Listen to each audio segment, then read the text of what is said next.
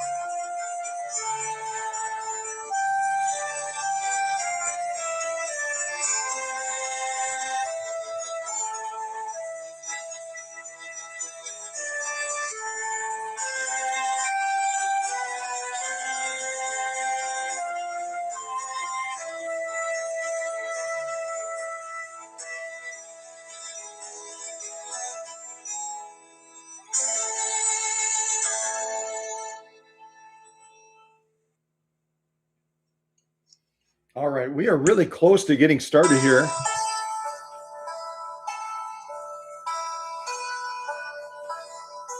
I hope everybody, okay, I finally stopped it. I hope everybody can hear me okay. I ended up disabling the other driver for the microphone, so I'm hoping that I'm coming in loud and clear today, and we don't have any issues with audio or video for that matter. And as I said earlier on, we're going to be looking at a comparison between three machines that on the surface would look really, really different. Almost, I mean, almost, polar opposites. A contemporary JUKI lightweight type quilting machine, a vintage Centennial Singer Featherweight, and certainly last but not least, a Singer 99K. How are they similar? How are they different? How do they compare as far as motor sizes? How do they compare as far as sewing harp space? You're going to find out in this live stream very, very shortly. And then we're going to put this contemporary Juki to work that belongs to Jeanie and Charles from Tennessee. They're actually traveling in Georgia right now, but they're going to be heading back this way soon. And then we'll meet up after they've had a chance to watch this live stream. They're going to be traveling, so I don't know if they're going to join us today or not. But again, a warm welcome to Jeanie and Charles from Tennessee. And I'll even tell you what city they're in, Thornhill, Tennessee. Thorn like, ouch, I pricked myself on a rose. Thornhill, Tennessee. So if anyone wants to type something in the live chat that's interesting about Thornhill, Tennessee, because I know nothing at all about Thornhill, Tennessee, other than Jeanie and Charles live there. So yeah, go ahead and type that in the live chat, and I might send you something special, okay?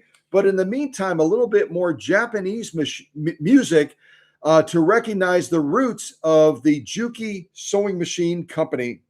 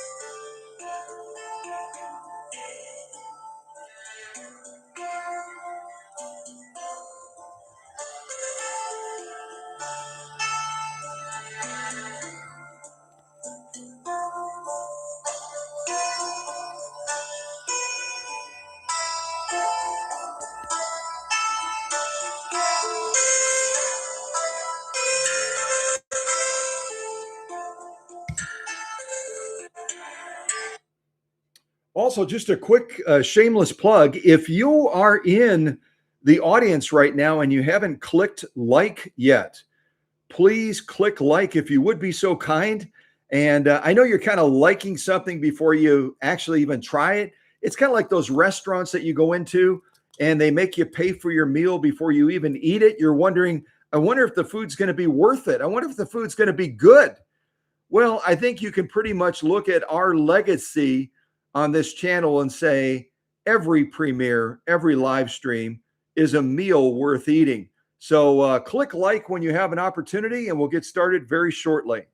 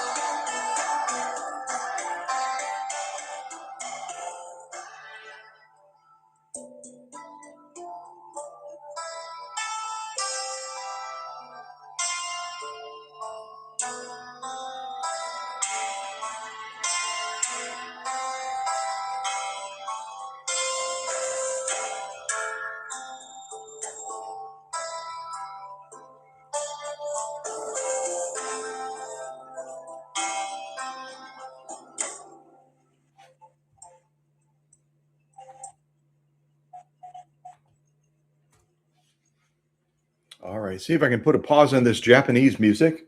I do enjoy Japanese music. They use a lot of drums, obviously, in traditional Japanese music. And I think every kid, you grow up and you start this right away, don't you? You pretty much start drumming when you're just a little tiny toddler kid. You like banging on things. And so when you listen to Japanese music like that, it just kind of takes you back to your childhood almost, where you could bang on things and make music. You didn't have to be a record producer or something like that. You could just enjoy making noise. And when we get to be adults, we're always told, don't make noise, don't make noise, don't make noise. Well, in the classroom, you can make as much noise as you want, especially if you're at home, because I can't hear you anyway. But I'm going to start the classroom. I'm going to try to get us back in the habit of recognizing the start of class. And today we're going to be doing some fun things. And I'm also going to be using a gift that was sent to me back in Wisconsin a number of years ago. I would oftentimes talk in live streams and premieres. I oftentimes would talk in live stream and premieres. I'm going to try to get down and get in the shot here.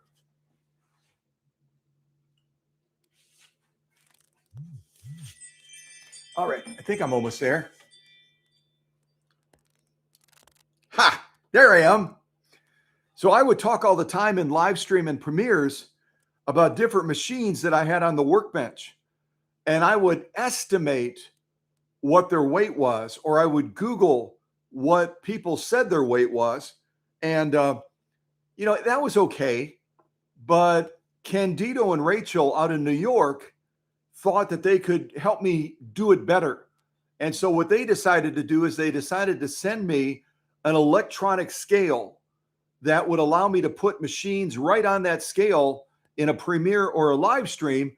And then I would be able to tell you exactly what that machine weighed. And so we're going to be doing that today as we draw comparisons between three machines. This JUKI that belongs to Charles and Jeanie out of Thornhill, Tennessee, and a Singer Featherweight Centennial model that is in our personal collection here at the workshop, and then also a 99K that also is in the personal collection here at the workshop. We have, if you're new to this channel, and many of you may be new to this channel, Susie and I have conservatively about 275 sewing machines that are underneath the workshop out here in the mountains in the Appalachian region of southeastern Kentucky. So that's a lot of machines, just shy of 300 machines. And you might say, Scott, you've talked about retiring soon. What are you going to do with all those machines? That's a good question. That's a really, really good question. Maybe I'll find a younger restorer that is like-minded that will want to take over this business and acquire all of those machines, and then the legacy will continue. I don't know. I'm not sure. But I'm going to start by weighing all these machines. And if someone in the audience, I don't even know how many we have in the audience right now. Oh my goodness. Oh my goodness gravy. We have over 1,700 people in the audience right now on this Saturday morning. And I'm truly honored by that, because the weekend is always busy. The weekend is always busy for all of us. And to have almost 2,000 people join us for this live stream, I'm truly honored. And I don't know if Jeanie and Charles are in there and they're watching from down in Georgia or not. But again, a special welcome to the owners, Charles and Jeanie from Thornhill, Tennessee. You almost want to say, ouch, right? If I were like the marketing person for that city, I would create some sort of a fun ad where every time someone said, well, I'm from Thornhill, Tennessee, someone would either walk up and pinch them or poke them, and they'd go, ouch. And that would be, at any rate, maybe it would go over like a lead bombshell. I don't know, but that would be kind of cute, because right when I hear Thornhill, Tennessee, it's like, ouch, ouch. So, all right, let's put this scale to use that Candido and Rachel sent me back in Oconto, Wisconsin, a number of years ago. It can operate on direct power or it can operate on battery. Right now I'm operating on battery. So I'm going to turn it on. And right now, and I've got it set to pounds. So we're going to weigh this contemporary quilting machine. And you know what? I've got a little bit of extra weight on it right now. Not much, but I've got a bobbin that's been wound. I've got a spool of thread. I also have this free arm on it as well. And for a lot of sewing, you're not going to use the free arm. So I thought I would weigh it without the free arm extension. And then we'll weigh it without it. Or with it. With it. That's what I meant to say. So I'm going to put this on the scale.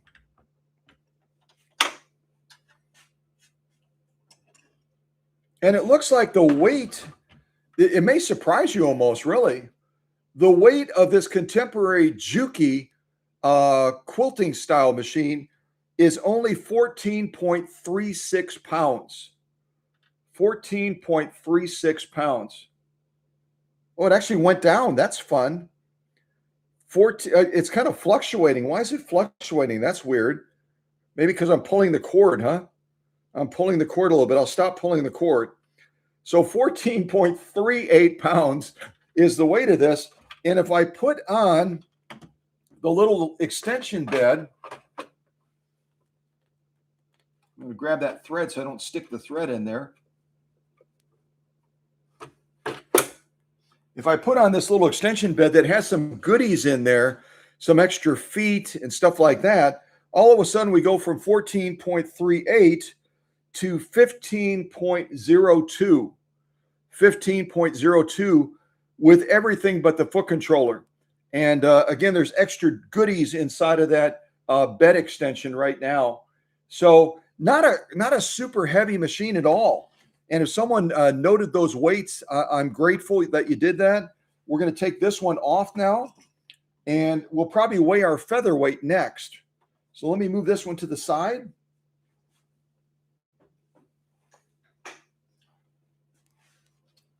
This is one of our Singer Featherweights, Centennial model. I'm going to put that on. So that's a featherweight Centennial model, and it's coming in right around 11. I better stop pulling on it. Every time I pull on the cord, the weight changes. I must be throwing the sensitive scale off, but it's coming in right around 11.12 pounds. 11.12 pounds for the featherweight. I think all of you would guess that out of these three machines, the heaviest machine is going to be the 99K, and you wouldn't be wrong. So let me go ahead and see if I can put that 99K on, minus the foot controller. I'll see if I can move the foot controller so it doesn't weigh into the equation on the scale.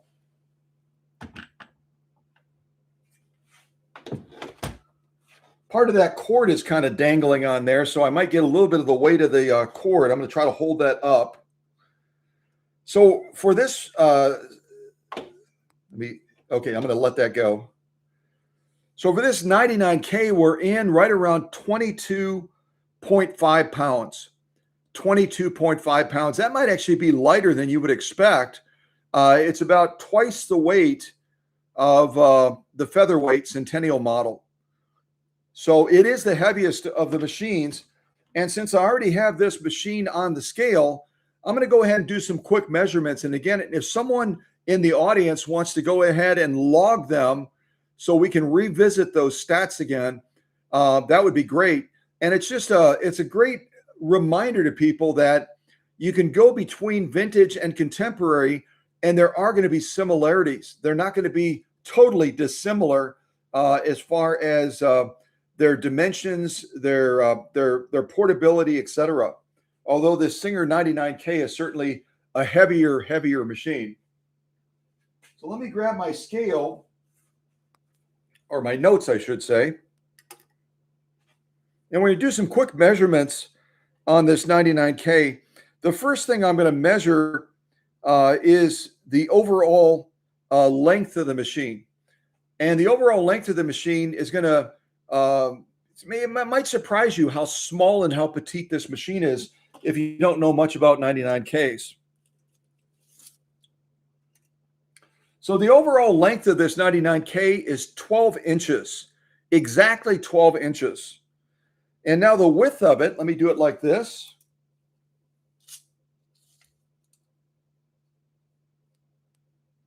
The width of this 99K is 6.5 inches.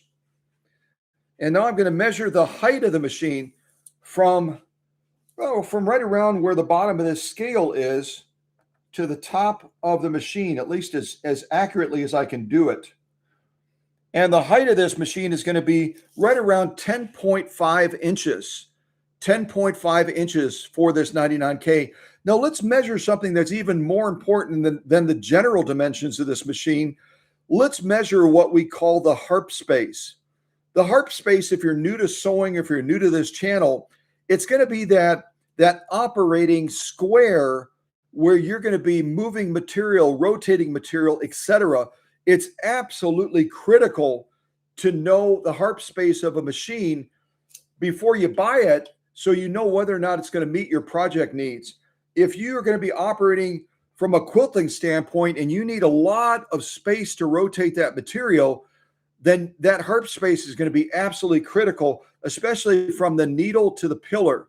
So let's find out how this 99K does in harp space from the needle to the pillar. So I'm going to set this little measuring tape down. And it looks like from the needle to the pillar, part of that harp space measurement, we're right around 6.5 inches. 6.5 inches. We already know the width because we already measured that once. The width is going to also be 6.5 inches on this 99K. Now, finally, we want to measure from the bed to the bottom of the arm, the bed from the bottom of the arm. And that'll tell us our final measurement for the harp space. Again, harp space, if you're looking to buy a machine, you want to know the clearance between the needle and the pillar, the width of the machine in that harp space right here, and then finally the clearance from the bottom of the bed, or excuse me, from the top of the bed to the bottom of the arm. So let's measure that now on this 99K. And it looks like it's going to be right around 5.0 inches, 5 inches. So that's our measurements for the 99K. Let's go ahead and grab that featherweight now and see if we can get some measurements on that as well as I throw things. Yikes. I'm throwing things around. Watch out. All right, let's get some measurements on this featherweight now.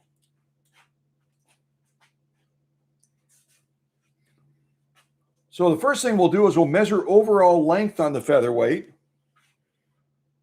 this Centennial featherweight. So the overall length on this featherweight is going to surprise you. It's going to be a little bit longer than our 99K. I've had people write to me and they say, the featherweight is smaller, and they're measuring it like this. And they're saying it's only about 9.5 inches.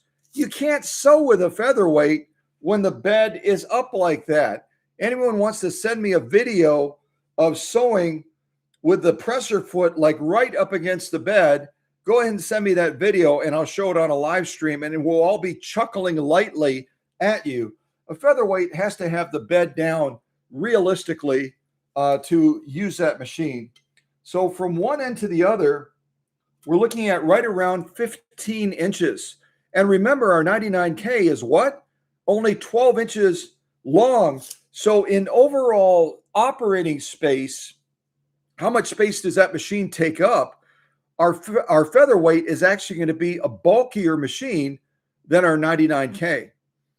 And it's going to be a little bit longer. So let's go ahead and check the width of the featherweight now.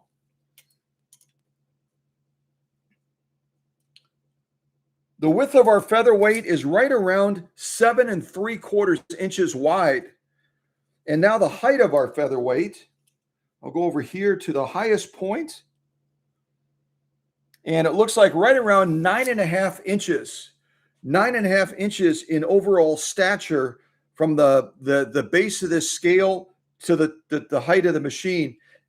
And that's only important to know for overall space and portability. And now we're going to measure that really, really critical harp space on this featherweight Centennial model. So I'm going to start by going from the needle to the pillar. And it looks like from the needle to the pillar on this Centennial model, we're looking at a measurement of around 5.5 inches. 5.5 inches.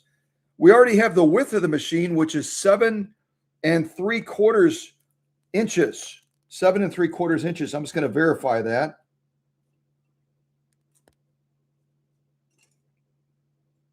Actually, no, that's wrong. That's actually wrong. It's 6 3/4. I'm not sure how I got 7 3/4. So the width of the featherweight is 6 3/4. 6 3/4 wide. And then finally, our clearance from the bed to the bottom of the arm on the featherweight is going to be right around 4 1/4 inches. So 4.25 inches of clearance from the bed to the bottom of the arm. From the needle to the pillar is going to be 5.5 inches for the featherweight. And then finally, from the bed to the bottom is going to be right around 4 1/4 inches. So those are our measurements. And the width, again, is, I'd written it down wrong. I wrote myself a little note. It's actually 6 3/4 inches across. So let me move this Centennial featherweight, and then we'll get this contemporary quilting style machine by JUKI and see what the measurements of that machine are.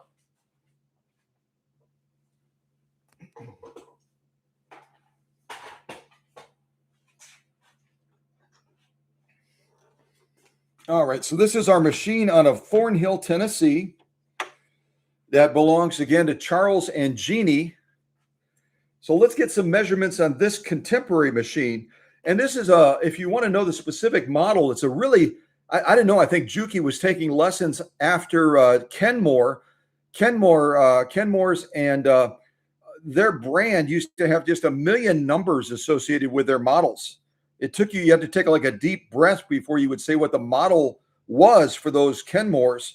And JUKI, this model is HZL-353ZR-C. So I think for this live stream, we're just going to refer to this model as the JUKI HZL. JUKI HZL to shorten it up a little bit. Otherwise, I'm going to need to take several breaks during this live stream. So how about the overall length? We know the overall length of the featherweight is right around 15 inches, right? We know that the overall length of the 99K is only 12 inches. How is this JUKI HZL going to compare as far as overall length? So we know how big of a table or how big of a space we would need to set it up on. So I'm going to go like this. And guess what? This HZL by JUKI is exactly the same length from end to end as the Singer Featherweight Centennial model. They're both from here to here, 15 inches. So that might have surprised you a little bit. This has a bigger profile. This machine has a bigger profile. It doesn't look as petite as the featherweight, but it's exactly the same length. And if we were to take this extension bed thing off with all the extra goodies inside of there, it would actually be shorter in overall length than the featherweight by about a half an inch. It would measure in right around 14.5 inches. Now, what about the other crucial measurements that we're always concerned about? The width, the height, etc. So let's measure, we'll go ahead and measure the height first. So from the base of the scale to the top of the machine, it's going to be right around 11 1/4 inches. And again, remember our featherweight was right around 9.5 inches tall. So this is a little bit taller in profile than the featherweight, and it's also taller in profile than the 99K by just a little bit. Again, the overall height on this JUKI HZL is going to be 11.25 inches, 11.25 inches. Overall width, which is really an important factor when you talk about harp space, etc. Overall width on this JUKI is going to be right around 7 inches. And our other models, you might remember, this is going to be a little bit wider. It's going to give you a little bit more harp space than the featherweight. The feather came in at 6.75 inches, 6 3/4 inches. And our 99K came in at 6.5 inches. So this JUKI HZL is going to have a wider space, especially in that harp area, that's going to allow you to turn that material or bulkier items more easily. What else didn't I measure? I'm getting ahead of myself. Same lengths, 7.0 as far as width. And did I already do the height? I have no idea. Let me double check here. I don't think I did the height. If I did the height, I'm doing it again. So right around 11.25 inches as far as overall height. So if someone captured some of this, I don't know if someone captured all this or not. There's a lot to capture.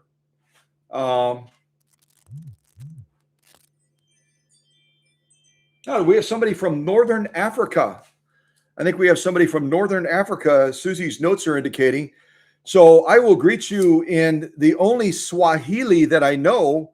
If you know the language of Swahili, most people in Africa, Northern Africa, Central Africa, I'm not sure about Southern Africa, but they know some Swahili. So I will say Lala Salama. Lala Salama is a very, very warm, kind greeting in Swahili, which is a very common language in Africa. So if you're from Africa, Lala Salama. So again, our comparisons between all of these machines, the featherweight, as far as weight, is going to come in right around 11 pounds. The 99K is going to come in right around 22 pounds. And the JUKI HZL is going to come in right around 15. Well, it's going to come in right around 14 pounds, unless you put on this extra little bed with all the goodies. Then it's going to come in right around 15 3/4 pounds, something like that. And then all the other measurements, if someone didn't capture them, let me know, and I will I'll text my summary. I'll text my summary to one of the leadership team members, and they can go ahead and post a summary of this in the live chat. Now, what about motors? Are there any guesses as far as what size motor this JUKI HZL is going to have? If you have any guesses on motor size, go ahead and type those guesses into the live chat. Also, the same thing with the 99K. What size motor are we looking at? The featherweight, I talk about featherweight so much on this channel, most of you are going to right away know what size motor the featherweight Centennial model has. But if you're new to sewing, you might not know. So if someone wants to be the first in the live chat to type a guess as far as all three motor sizes, put in the JUKI, put in the featherweight, put in the 99K, or whatever order you want to put them in. How do the motors compare on these three machines? Then I think we will have covered all the specifics that I wanted to touch on as far as the similarities in these three different machines. And then we'll be able to focus on this JUKI and put her to work finally. Okay.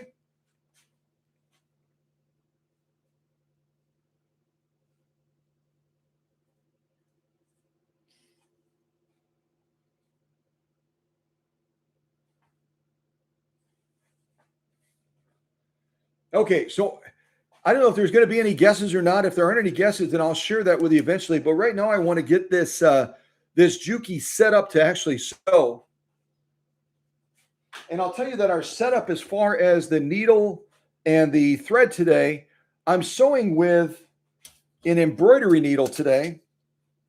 because we're going to be sewing really lightweight. This is a light duty machine. I want to emphasize that. If you're looking at buying one of these used, I don't know if they're still available new or not in certain places. They might be, but this is a light duty machine. You don't want to be sewing a bunch of leather on it. You don't want to be sewing, crazy thick layers of denim. This is a light duty machine. It's built well because it's a JUKI, but you want to know what its limitations are. Okay. So we're going to be focusing mainly on the embroidery side of things today, the ornamental side, and we're going to be using a Schmetz stick naddle embroidery needle. And naddle is needle in German, if you didn't know that. The origin of Schmetz is Germany. So naddle means needle, and stick is just an extension of that same word. So we're going to be sewing on a 7511 embroidery needle by Schmetz, and we're going to be sewing with my standby dual duty XP thread by Coates & Clark. So that's our setup. If you want to know what kind of needle I'm using, what kind of thread we're using, that's our setup today. Okay, so let me move those to the side. And if you've been following this channel for a long time, this is from a board game. I don't remember what the name of the board game is, but I was oftentimes wanting to put a sew-off so I could show it to the audience or take pictures of the sew-off when I was displaying the machine. And I took this board game and I adapted it with these wires. I drilled little holes in there, and I put these little tubes on there, and now I use it as a sew-off display. And these are some of the stitches that we're going to be replicating on Charles and Jeannie's machine today that this JUKI HZL can sew. Really quite some lovely, lovely stitches. And that's our lock stitching on the back there. And we'll be duplicating some of these stitches again, or maybe all of them. I don't know, during this live stream today. Okay. So I'm going to move Candido and Rachel's scale out of the way. Thank you again to Candido and Rachel. Over the years, people have sent me so many thoughtful gifts that have helped me accomplish different things. And the list goes on and on and on of all of those people from around the world. People have sent me wonderful gifts, and I'm so grateful for that. So this has been a wonderful, wonderful tool that I had to kind of blow the dust off of. I haven't used it in so long. And I was gonna be dramatic here and show you this microscope, this magnify glass. I was going to show you this magnify glass that I got from a dear friend down in Illinois. And I was going to pull it out just to be dramatic, because when I first sat down to this JUKI, it had the oddest rattling sound inside of it. There were two things. I could hear things bouncing around inside of this machine, and I was really curious what it was. So I started tearing the machine apart. I could show you the progress pictures, which I have not posted on Facebook yet, but I started tearing the machine apart so I could try to identify what that rattling sound was. Well, one of the sounds was one of the screws that had been loosened and dropped inside of the machine that holds part of the bobbin case in place. So that was the first mystery solved. There was a screw that presumably the owners, in trying to fix the problem themselves, they had taken apart part of the raceway, and in handling that screw, it dropped into the machine, and then they couldn't get it out.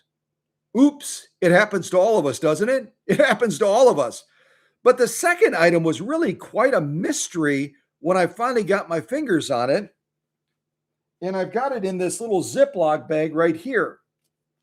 It was none other than, see if I can get it to drop out of the bag into my hand.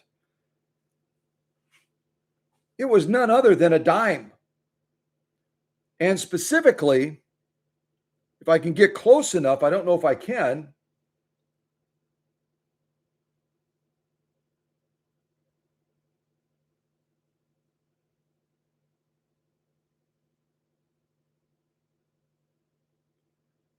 Specifically, it was a relatively rare, and I'm not a coin collector, but it was a relatively rare 1957 Mercury style dime. Okay. So, how much potentially, and I'm not saying that this is how much that dime is worth that I found bouncing around inside of this Juki, but if I Google 1957 dime,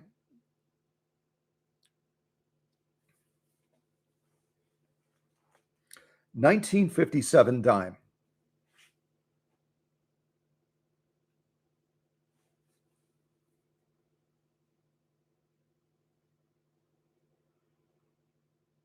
A 1910 Roosevelt dime, made of 90% silver, is worth about $2 to $3 for the silver alone. Circulated coins are worth $5 to $8. However, rare high-grade coins, especially those with full bands, can sell for much more, even over $5,000. So here's some of these dimes. Here's some of these dimes similar to this one. I'll just show them to you. $800, $1,000, $400, $1,000, $800. Whatever, you can scroll through and look at 1957 dimes. Some of them, like this AI person just said, can sell for as much as $5,000. And this was bouncing around inside of this Juki. And I sent a note to Charles right away. I said, Charles, I was curious. I tore down the machine because I heard a rattling inside. I found a screw. I know where it needs to go. But there was this 1957 dime inside of the machine. All he said was, thanks! Exclamation, exclamation, exclamation, exclamation, exclamation, exclamation, exclamation. So, again, I'm not a coin collector, but I'm going to guess that as Charles was trying to take one of the screws out that ended up dropping into the machine, he lost his grip on the dime. The dime went inside of the machine. And if it is as valuable as I think it might be, he doesn't know me from Adam other than, the YouTube channel, and anyone can fall to temptation, right? Anyone can fall to temptation.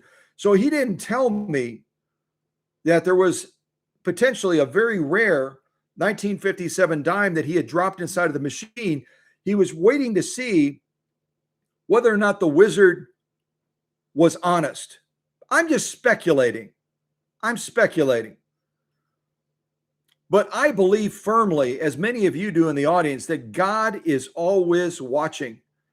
And I would never, ever, ever do something to violate my trust with God. So as soon as I found it, I sent him a picture of it straight away. And all he said was a thank you with about 1 million exclamation points. So I'm going to make sure that it gets back to Jeanie and Charles. I don't know if it's worth $4 or $4,000, but it belongs to them. And I'm going to make sure they get it back. So in the meantime, we're going to see if we can set this machine up to sew, and I'll put on a little bit of Japanese interlude music so that we can have a little break for Scott, because I've been talking a lot. Let's even give Scott a little bit of a break. And yes, this is one of Susie's shirts that she made for me. If you really want a cow country shirt, whether you're in North Africa or whether you're in North Carolina, it doesn't matter. Send me a note, a polite note of, Scott, I would love to get one of your shirts, man, that Susie made. I would love to get one of your shirts that Susie made. And Susie and I will send you a shirt. You don't even have to answer any difficult questions. We'll just send it to you. Okay?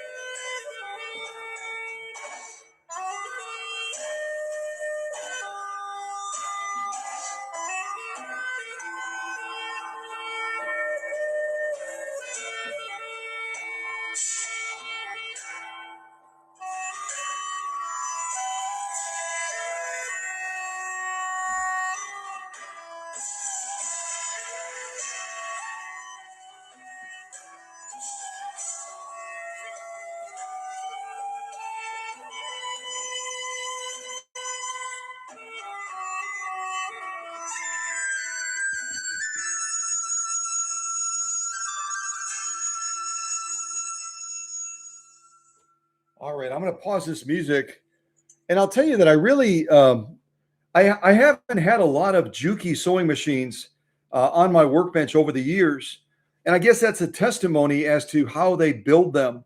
JUKIs are a well-made machine, and you might not know it, but JUKI came on the scene post-World War II.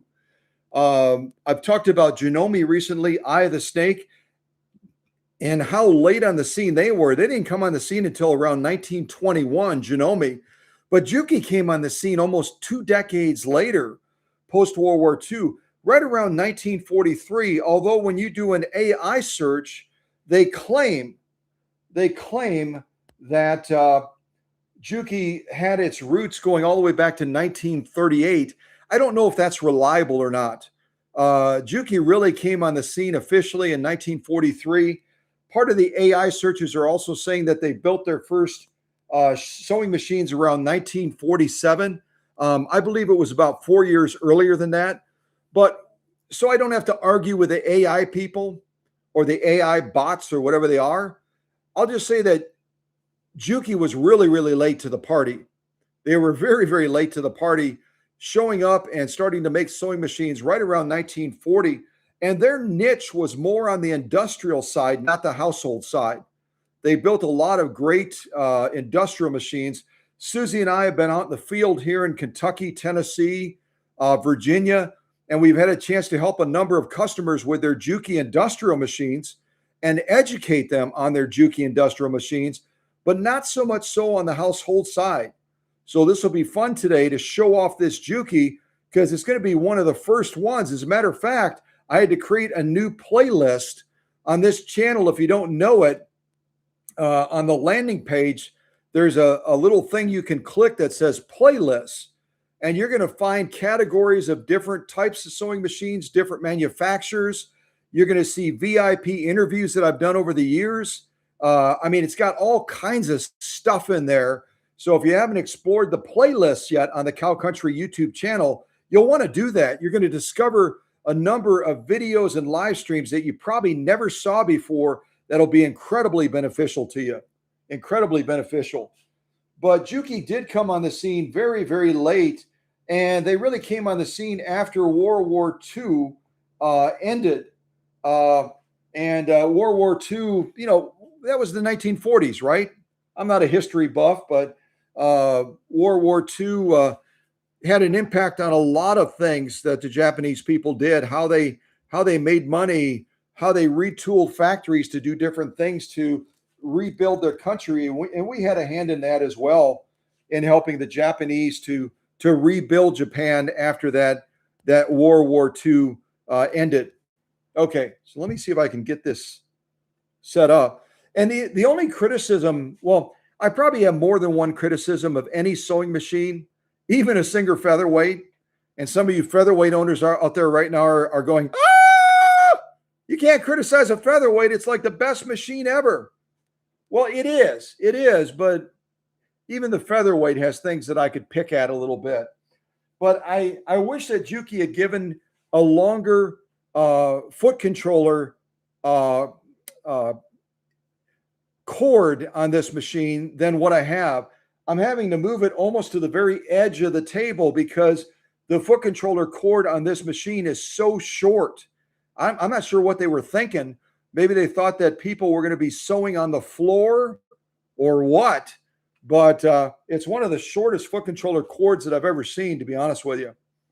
So I would have made that cord longer for sure. So the setup of this machine, and I'll take you around the machine as well, but the setup of this machine is you're going to want to make sure that you use a needle that's going to be less than a size 18 on this machine. I would only go to probably size 100, which equates to a size 16 on this JUKI lightweight sewing machine. Even going to a size 16, a size 100 is kind of pushing it a little bit. I would stick in the range of ideally somewhere around a size 90-14 on this machine. Again, because it's a lightweight, a light duty machine, you're not going to want to put a larger needle in there and make the machine work harder than it needs to work. And as far as working, I don't think I answered the question. I oftentimes do that. I'll ask you guys a question and then I won't give you the answer. Susie will remind me of that, or Teresa will reach out and say, Scott, we love you, but you asked us a question. You never gave us the answer.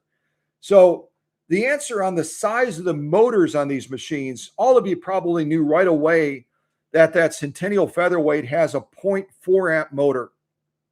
0.4 amp is what the Featherweight comes with. And that's true of all featherweights, whether it's a crinkle finish rare model, whether it's a 222K, whether it's a 221, 22-1, they're all going to have a 0.4 amp motor. And once it's optimized in the workshop, I've sewn things on featherweights. I've gotten messages from people around the world saying, how did you do that? How did you sew through 16 ounces of leather on a featherweight? How did you sew through 16 ounces of leather? No one can do that.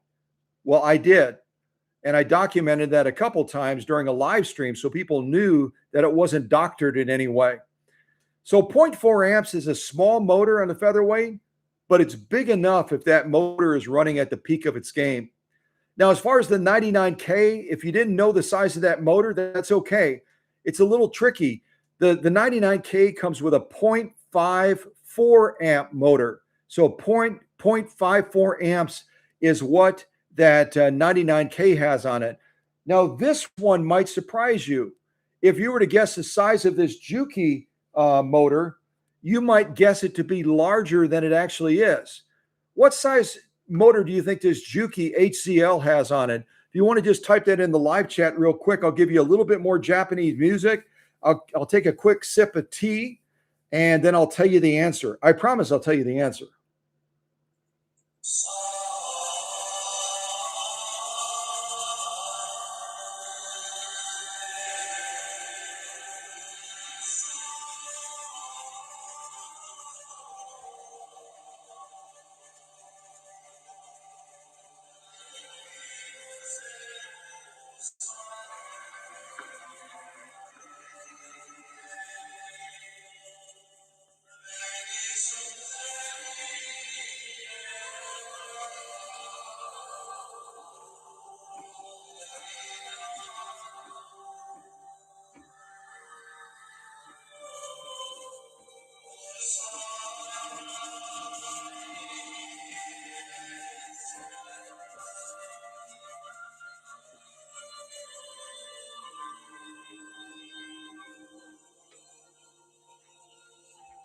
All right, that's my little interlude. That's supposed to be Japanese music, but it almost sounds like monks, doesn't it?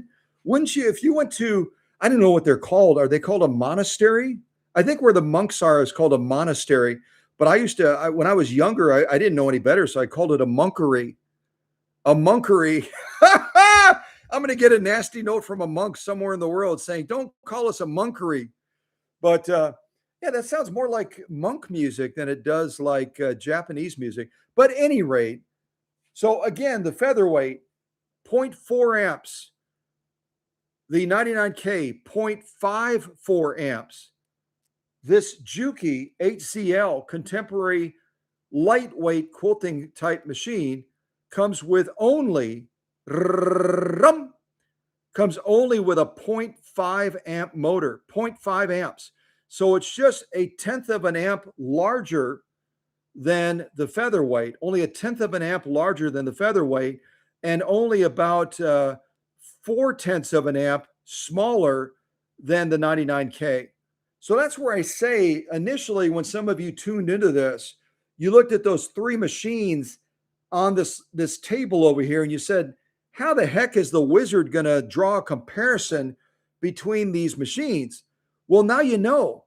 Now you know after you learn about the measurements, the harp space, the motor sizes, they all have a lot of common ground, even though they're very, very different machines. And certainly this JUKI will do a lot more decorative ornamental stitching than the 99K or the featherweight, but you can even bridge that gap a little bit if you get an auto zigzagger. Does anyone out there want to explain to the audience what an auto zigzagger is that Singer came up with? And some of you may have an auto zigzagger, and then you can really explain to the audience. I always say, I'm not the only teacher here. All of you are teachers, and this is your opportunity to step into the light and share whatever you want to share about the Singer auto zigzagger and how it bridges the gap, even with this machine here that has quite a slew of decorative ornamental type stitches. So feel free to do that.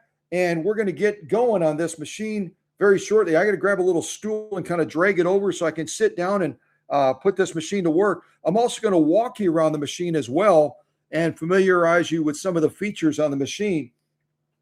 One other thing I'll mention before I forget to say it, I already told you about maximum needle size on this. I would stay right around the 90-14, maybe go to a 100, which is the same as a size 16.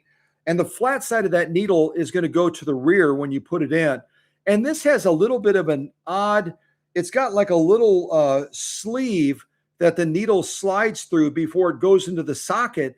At least for my big hands, it's kind of difficult for me to get that needle to go through that little sleeve and then go all the way to the stop point in that socket. Hopefully for smaller hands, it's not as cumbersome. But they added that little sleeve just so that people, when they're fumbling with that needle, had a little bit of a track to follow to get that needle to slide into the track properly all the way to the top. But I see it as a little bit of a nuisance for someone like me that has bigger hands. So along with a short foot controller cord, that would be another criticism, is don't put a sleeve on there. You're kind of insulting the intelligence of the sewist. They know where the needle goes, most of them. And if not, they've got a book. So don't add that little metal sleeve that is exactly the size of the end butt part of the needle. And you got to get it just in there right to get it to slide up. I'm embarrassed to tell you, it took me a couple of minutes to put a needle into this machine. So yeah, JUKI, stop that. Stop. No more needle, little needle guide sleeve or whatever the heck you would call the thing. It's a nuisance. Get rid of it on future models. Get rid of it.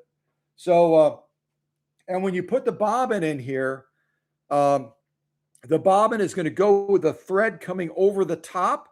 So like the Janome machines, also being a Japanese machine, as that machine is sewing, that bobbin is going to be turning counterclockwise. So you drop the bobbin, if you pull that thread and look through the little window and that thread is turning clockwise, you've got it threaded wrong. So take it back out, drop it in with a thread over the top, and make sure that bobbin is turning counterclockwise in the sewing process, okay? All right, another sip of tea, and then we'll go around the machine, and then we'll put this machine to work.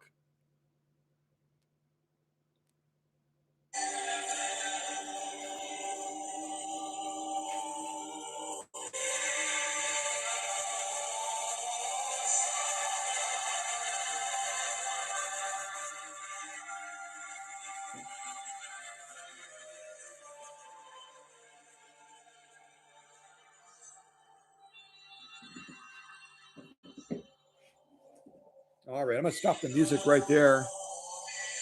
I enjoy this monkery music. Again, I'm gonna get a nasty note. Stop calling us monkeries. I'm not calling you monkeries. I'm saying it's monkery music.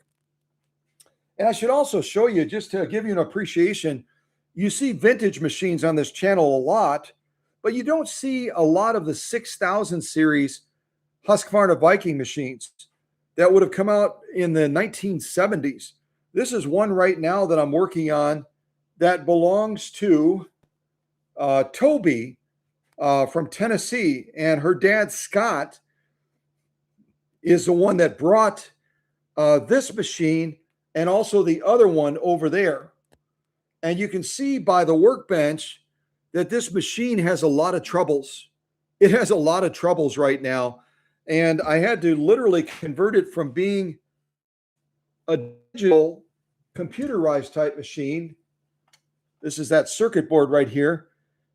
All of you that are watching right now, if you were to go to your sewing room and you were to look at your sewing machines, assuming it's not a treadle, because with a treadle, you don't need to be concerned. But if you have any kind of a sewing machine, I don't care if it's industrial, commercial, household, I don't care if it's a featherweight, I don't care if it's a 99K, I don't care what it is. If you have those machines in your sewing suite, in your sewing space, and you do not have them surge protected, do that today. Do that today, because what happened is when Toby was sewing with this machine that belonged to her grandmother, and it is a, what is it, a 60, hold on a second. I don't think I can reach the paper. There we go.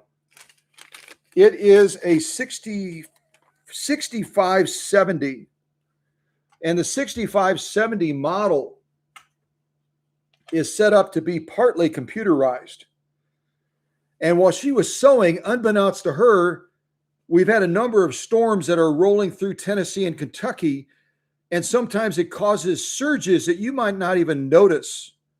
You may not even notice them when they happen, but it surged. And if you can see that little dark spot right there on the board, it fried her sewing machine that belonged to her grandmother. She said, I was sewing and it just stopped. And also the incandescent bulb that was also on also fried at the same time. So you don't lose one of your sewing machines, potentially. Make sure they're surge protected. I told Toby, I said, machines that come into the workshop like this one are actually triple surge protected in the workshop, so that if one surge protector fails, there's a backup and then there's another backup. So any machine that I'm presenting like this one today, this HZL, is actually triple surge protected. So if we get a surge of electricity all of a sudden during this live stream and the lights go out or whatever, once they come back on, guess what? Charles and Jeannie's machine is going to be fine. My computer is going to be fine. This camera that I'm recording on right now is going to be fine. The microphone that I dropped is going to be fine because it's triple surge protected. So in your sewing space, go to Walmart, go wherever you buy stuff, go to Amazon, get some surge protectors. Make sure all of your machines, whether they're vintage, non-computerized, or whether they're computerized, because even a vintage machine that's not computerized can also be damaged if there's a surge of electricity that all of a sudden hits it when you're using it. Okay? So be careful, as we say in Kentucky, and it probably would have been even more dramatic. She didn't see any smoke or fire, and that's because this particular model, this 6570, has a voltage reducer in it that allows it to fluctuate between European voltage and American voltage. So it can go from 110 all the way to 260, I think it is, or something like that. 271 or something like that. But this was also damaged when it was surged by the electricity, but it made it less of a dramatic event. Otherwise, there probably would have been smoke. But this is one of my projects going on right now for Toby. And I'm converting it from being a computerized machine. So I had to take all of that computerized stuff off of over here. And I'm setting it up now to be an original Swedish Beauty that's going to be mechanical. It'll still have all the cam function, but it's not going to be using that board function over here anymore. And the motor will not be set up to have those interlays between the on-off and the needle functions and all that other stuff as well. At any rate, I just wanted to share that with you because there's always something going on in this workshop, even over here on the overflow. I'm still working on this 66-1 as well. And it's great. It's a blessing to be busy, but sometimes it gets a little bit overwhelming, just minimally overwhelming. So if anyone wants to learn how to fix sewing machines, come to Kentucky. I'll put you to work. I'll put you to work. All right. So let me walk you around this JUKI first, and then we're going to jump into this, okay? Looks like we've been running about an hour and 12 minutes. We've covered a lot of stuff already, but we haven't actually sewn on the machine yet. So I need to get going on that, right? So this machine, again, has a 0.5 amp motor. A little bit bigger than the Featherweight, a little bit smaller than the 99K. And the lay of the land on here, just to take you through it quickly, on the faceplate, we've got a thread cutter right here. If you wanted to use that, I don't. I use clippers usually. Upper tension control right here. Here we've got our stitch width, our stitch length, bobbin winder. This is a mechanical one, so but it also has an electronic component. So when you push it over, it automatically disengages the clutch, so the needle doesn't run, just pushing it over. And again, if you didn't know it, you can adjust these so that the bobbin, if it's not getting full enough, you can rotate it out, and then that bobbin will get more full if you need it. It's got a handy little handle for carrying, which I think is great, so you're not as likely to drop the machine. Threading the machine is pretty straightforward. Let me see if I can make sure I don't pull the camera out and disconnect this. But I'll just kind of walk you with my finger through the threading of this machine. So it's got a horizontal thread feed, but it also has a little place right here for another spool pin if you want to use it for winding a bobbin, or if you don't want to use the horizontal feed, you can feed the thread from here as well. That particular spool pin was not with the machine, so I wanted to show you a little hack. If you ever have an oddball spool pin, but you don't have the right one, you can still set the machine up to use that spool pin. I'll show you how I did that real quick. I'll bring over this little table and I'll set the camera over here. I'll see if I can show you. So you can take a number of different things, but I took a little rubber glove and I cut one of the little fingers off the glove. Just cut the little finger off on the end. And then what you do is you kind of wad up that little rubber finger and you stick it in the hole. And this spool pin is not for this machine, definitely not for this machine, but I can still use it to wind a bobbin. So I'll just grab that little rubber from the glove fingertip thing that I just cut off. I'll stick it inside of the hole. And then I'm going to stick that spool pin right in the middle of it, push it down. And all of a sudden I've got a spool pin. It's not as well fit as if you were going to use the original one, but it will work to put a spool of thread on there to wind a bobbin if you need to do it. I actually did it off camera, and it's pretty doggone effective. Let's see if I can at least put the spool up there.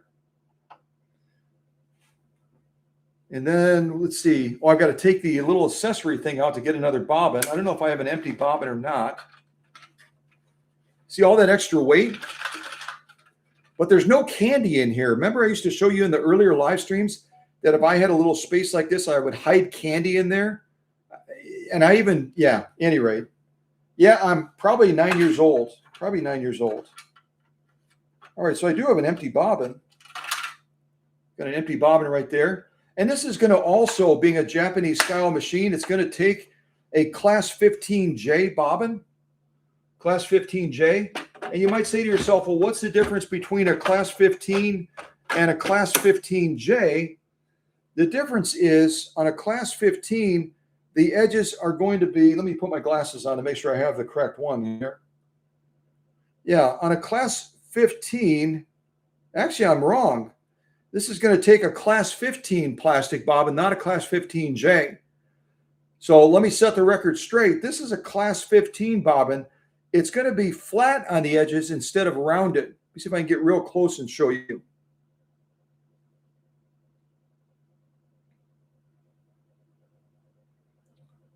See, it's flat. It's not rounded. The class 15J bobbins that are used in the Janomis a lot are going to have more of a rounded edge. It's not going to be a flat edge like that.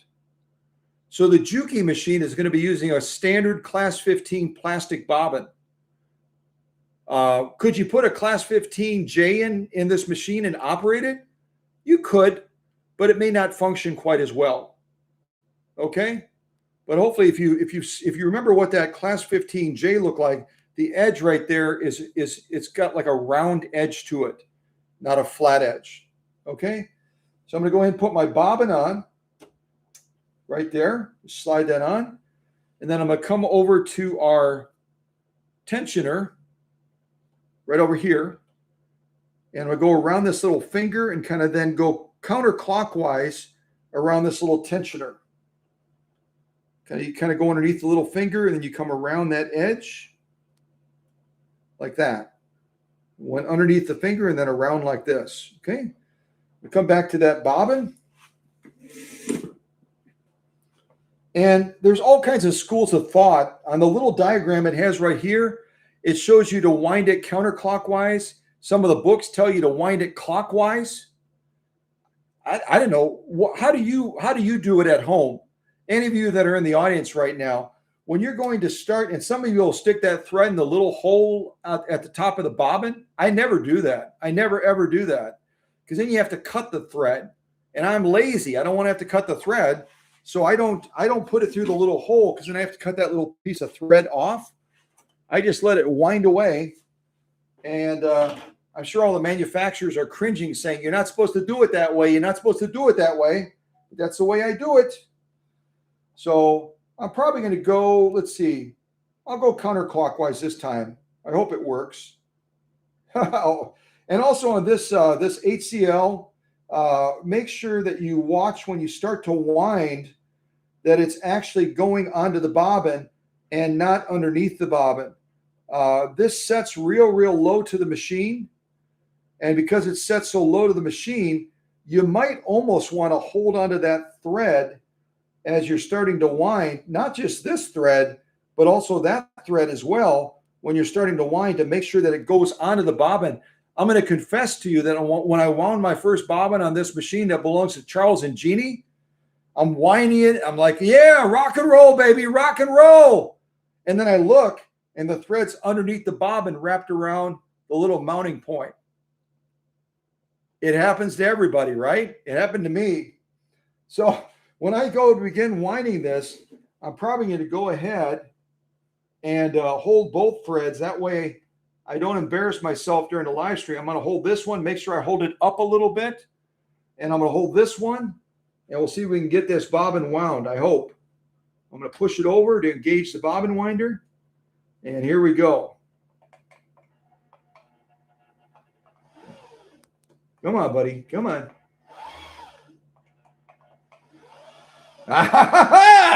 Yeah, baby. Yeah.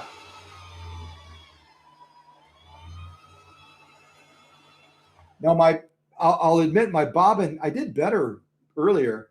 My little spool pin is kind of leaning like the Tower of Pisa in Italy, right?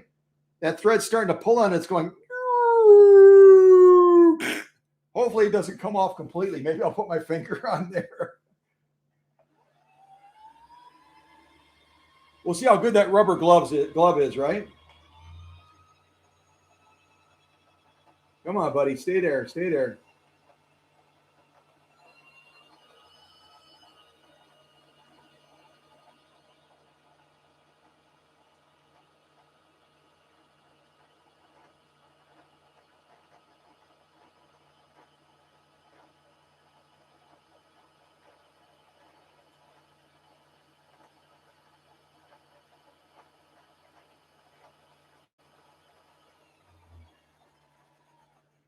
All right, and that's nice and full.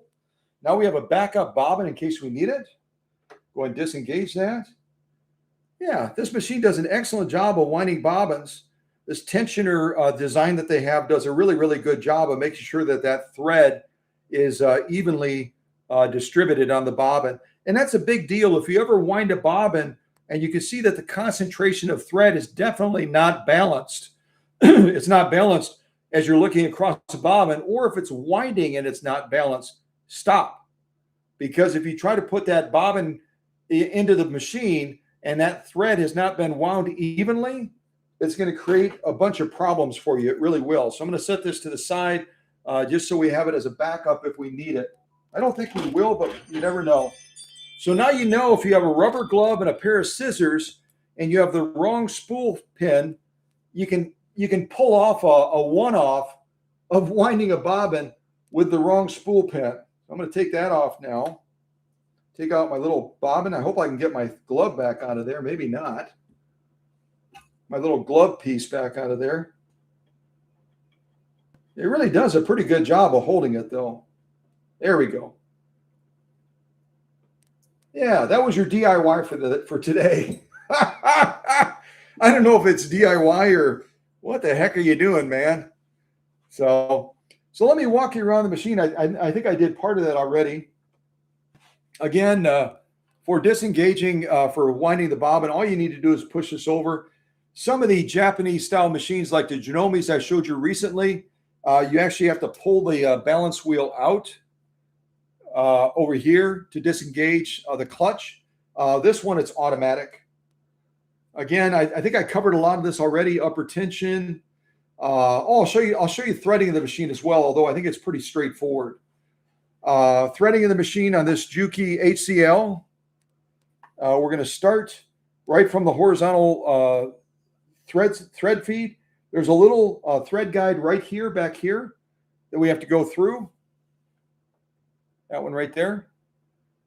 You're then going to go through this thread guide back here, and then you're going to follow this track down where my finger is. Also point out while I'm right here with my other finger, this is our presser foot adjustment right here. This presser foot adjustment could also be improved, in my opinion, by JUKI. All it has is a plus and minus. And then it's got an arrow telling you which way to turn it, an arrow for minus, an arrow for plus, but you really don't know where you're at. And I think that that's a disadvantage. You can't even tell how much presser foot pressure you have unless you lightly lift the presser foot lever, and then you can feel the resistance of that spring. That's really the only way to tell on this or other machines that don't give you another way to measure that presser foot pressure. So you may have to make adjustments while you're sewing, depending on what you're sewing on. So we come down this track right here, past the upper tension. We drop down here. We turn the corner from right to left, come back up this track. Come up to the take-up arm here. We thread that from right to left. We drop that back down the same track, come down to the bottom, and there's one thread guide. Let me see if I can grab the camera. There's one thread guide right here. And then there's another thread guide right above the needle. It may be hard to see it. Right above the needle right there.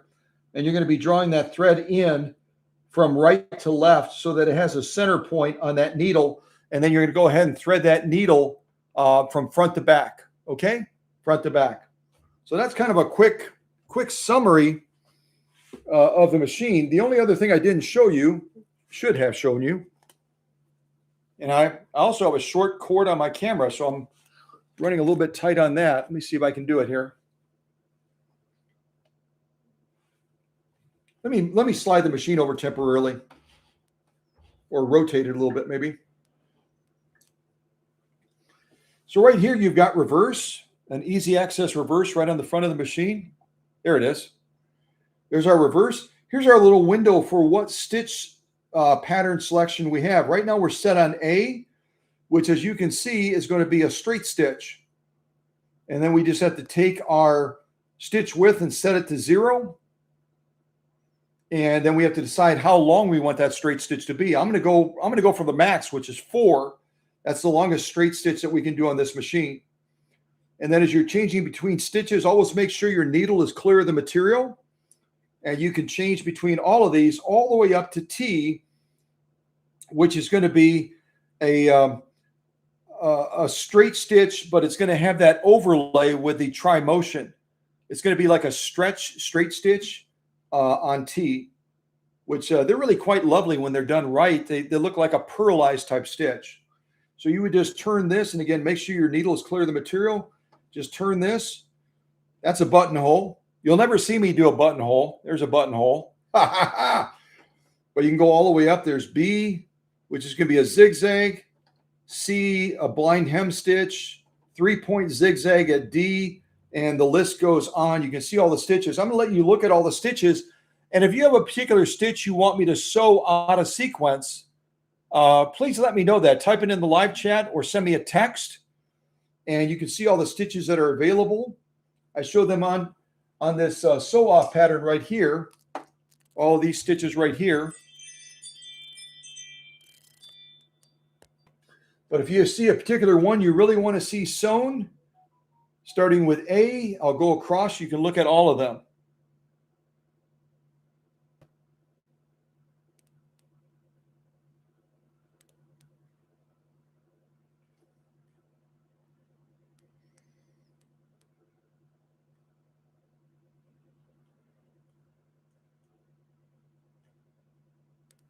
All right. Hopefully that gave you a little glimpse of the stitches that are on Jeanie and Charles Janome HZL. Okay, so let me rotate the machine back again because it's got that short, stubby little foot controller cord. I think the cord's only about that long. No, it's longer than that, but it's horrible.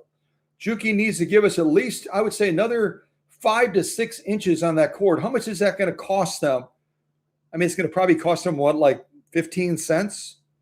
Yeah, give us a longer cord, JUKI. Give us a longer cord, would you? Please? Aha. All right.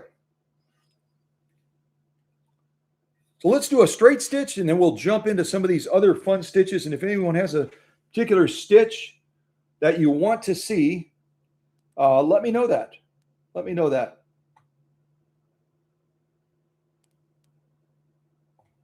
All right, I'm going to scroll down real quick and just say some quick hellos before I jump into this. I'm going to say some quick hellos. I'll go all the way to the top of the chat. And it looks like I was the first in the chat today. Yay, Wizard. Yay, Wizard. Hey. Usually Susie or Teresa or one of the others always beat me, but today I was the first in there. So that's kind of cool to be first. So a good morning to Teresa and Tim out in Thorpe, Wisconsin area. Good morning also to my lovely wife, Susie. Good morning to Jeanie out in Ohio. Great to have Jeanie here always. And I was going to show something on my phone. I'm trying to remember. Oh, yeah. I wanted to show you a project that Jeanie shared with Susie.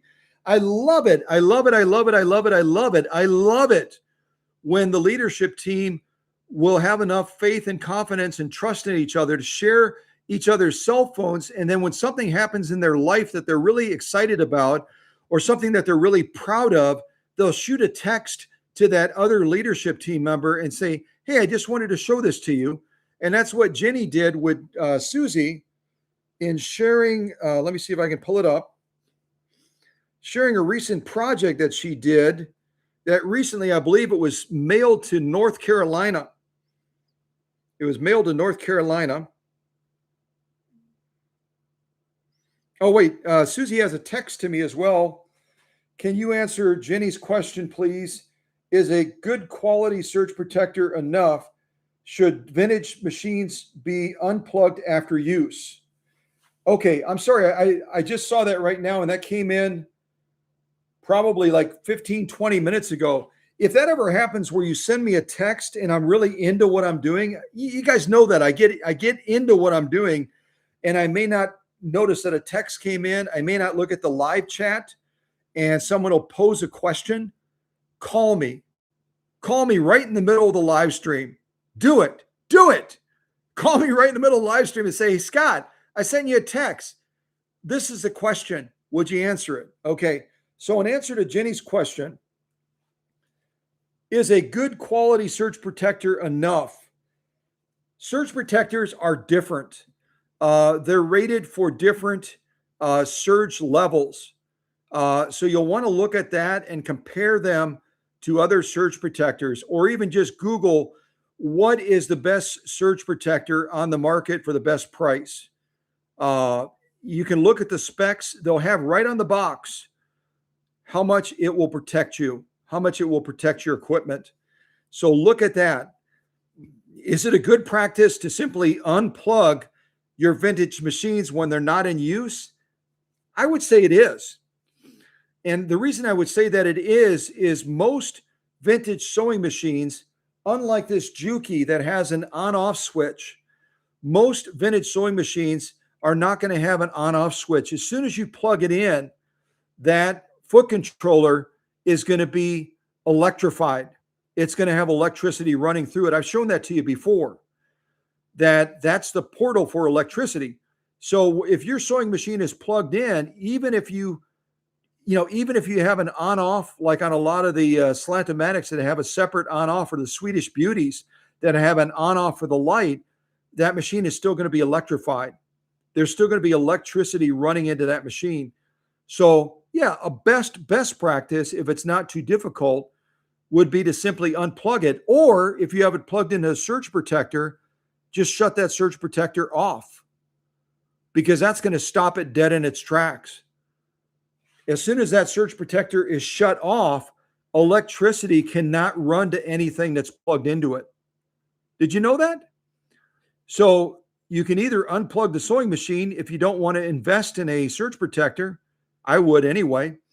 Or I would go ahead and just leave your thing plugged into the surge protector and just shut that surge protector off. And then it will automatically block the path of electricity from that surge protector to your sewing machine. So, but yeah, surge protectors are all different. Some of them will provide a higher level of protection if you're actively sewing and there's a surge that runs through your outlets from a storm, or even from the city or county that provides your electricity. They sometimes can be doing something in the area that will also result in a small surge to your home. So a best practice is, if you're actively sewing, always have your machine surge protected. If you're not using the sewing machine, you can leave your sewing machine plugged into the surge protector, but shut that surge protector off. Just shut it off. And then make sure you flip it back on when you go to sew again, okay? You're going to have to do that anyway, otherwise you won't have any power, right? Ha ha! You won't have any power. So, but great question by Jenny. That's a great question. And hopefully I did a good job, or at least gave a clear answer to that question. Okay. So let's see who else we have.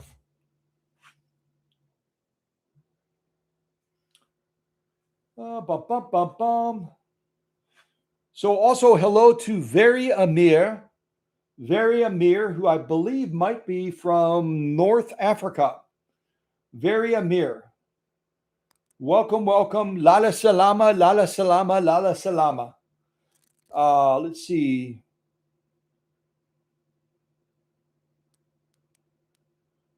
And it looks like Very Amir, I believe from North Africa, had a question about the FOF 332. And like Susie said, feel free just to text me or shoot me an email with whatever your questions are about the model 332. One of my favorite FOF models. We sent one all the way to Switzerland to Heidi, and she's making shoes in the Swiss Alps right now with a FOF 332, operating it on a converter. And if you didn't know that, there are converters out there. If you fall in love with a machine that is set up to be operated in Europe at a voltage of, say, 250 volts, you can pick up a step up or a step down converter so you can operate that European machine in the US. If you're in North Africa, or if you're somewhere else in the world where the voltage is at a European level of say 230 to 250, and you fall in love with a American machine that operates normally at 110 to 120 volts, guess what? You can get a step up or a step down converter that will allow you to operate that American machine in a part of the world that operates at a much higher voltage without damaging that machine. You might remember not many years ago, but a number of years ago, I had a gentleman in London, England, that sent a Swedish Beauty all the way to me in Wisconsin. And that's when I had to buy a step up converter so that I could operate that machine that normally would be operating at 230 volts by plugging it in, operating it in the workshop back in Oconto, Wisconsin. So you're never limited. If you fall in love with a machine that normally operates at a different voltage, fear not. Fear not. You can pick up a step up or a step down converter and enjoy a machine from anywhere in the world. You can enjoy it anywhere in the world. If you travel and you've got a favorite machine and you've got your own private jet, aha! Take it on your private jet and you can operate that machine anywhere in the world with a step up or a step down converter. Okay? And I think I have one in the workshop somewhere. I'm trying to remember where it is. Somewhere in the workshop I've got one. I'll show you what it looks like.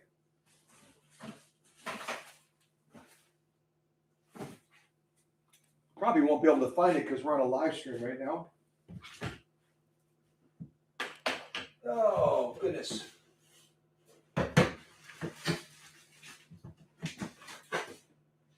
I know I've got one somewhere in here. Well, at any rate, you can Google a step up, step down converter. I should have one somewhere closer to the workbench, but I don't right now because I don't have any European machines in the workshop right now. It doesn't mean I won't be getting one at some point in the near future.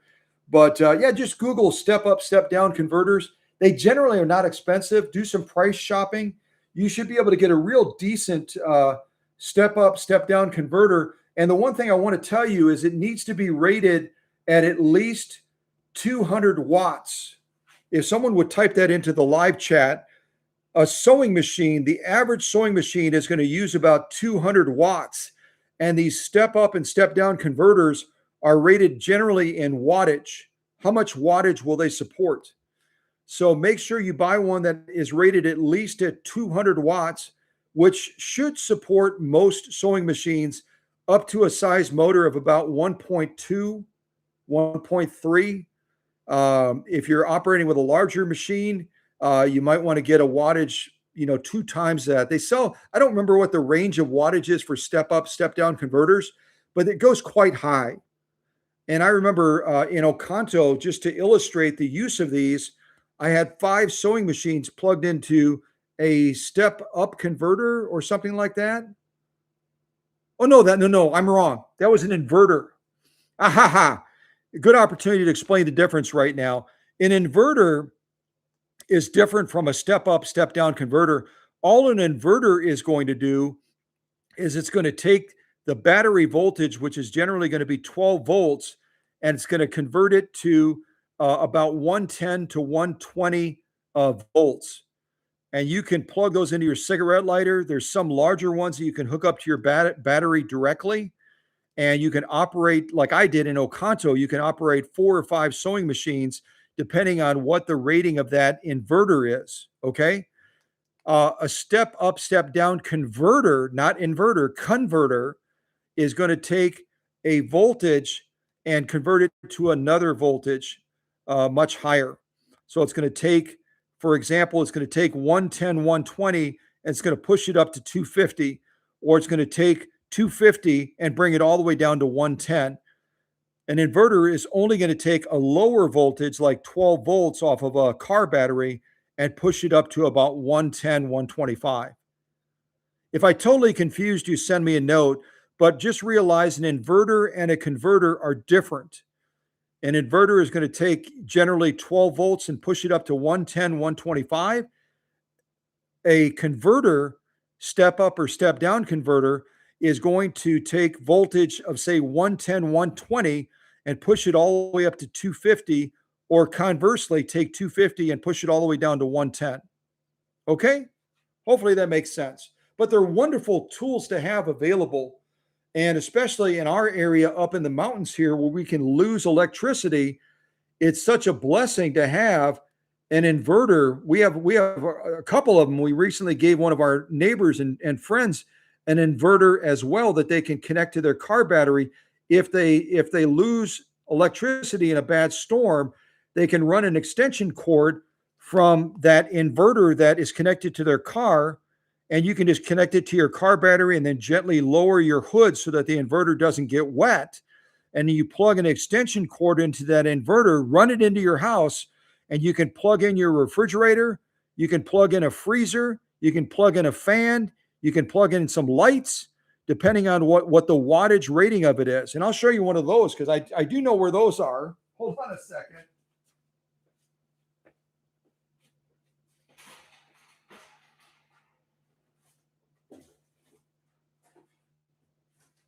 All right, I'm trying to get a handle on these.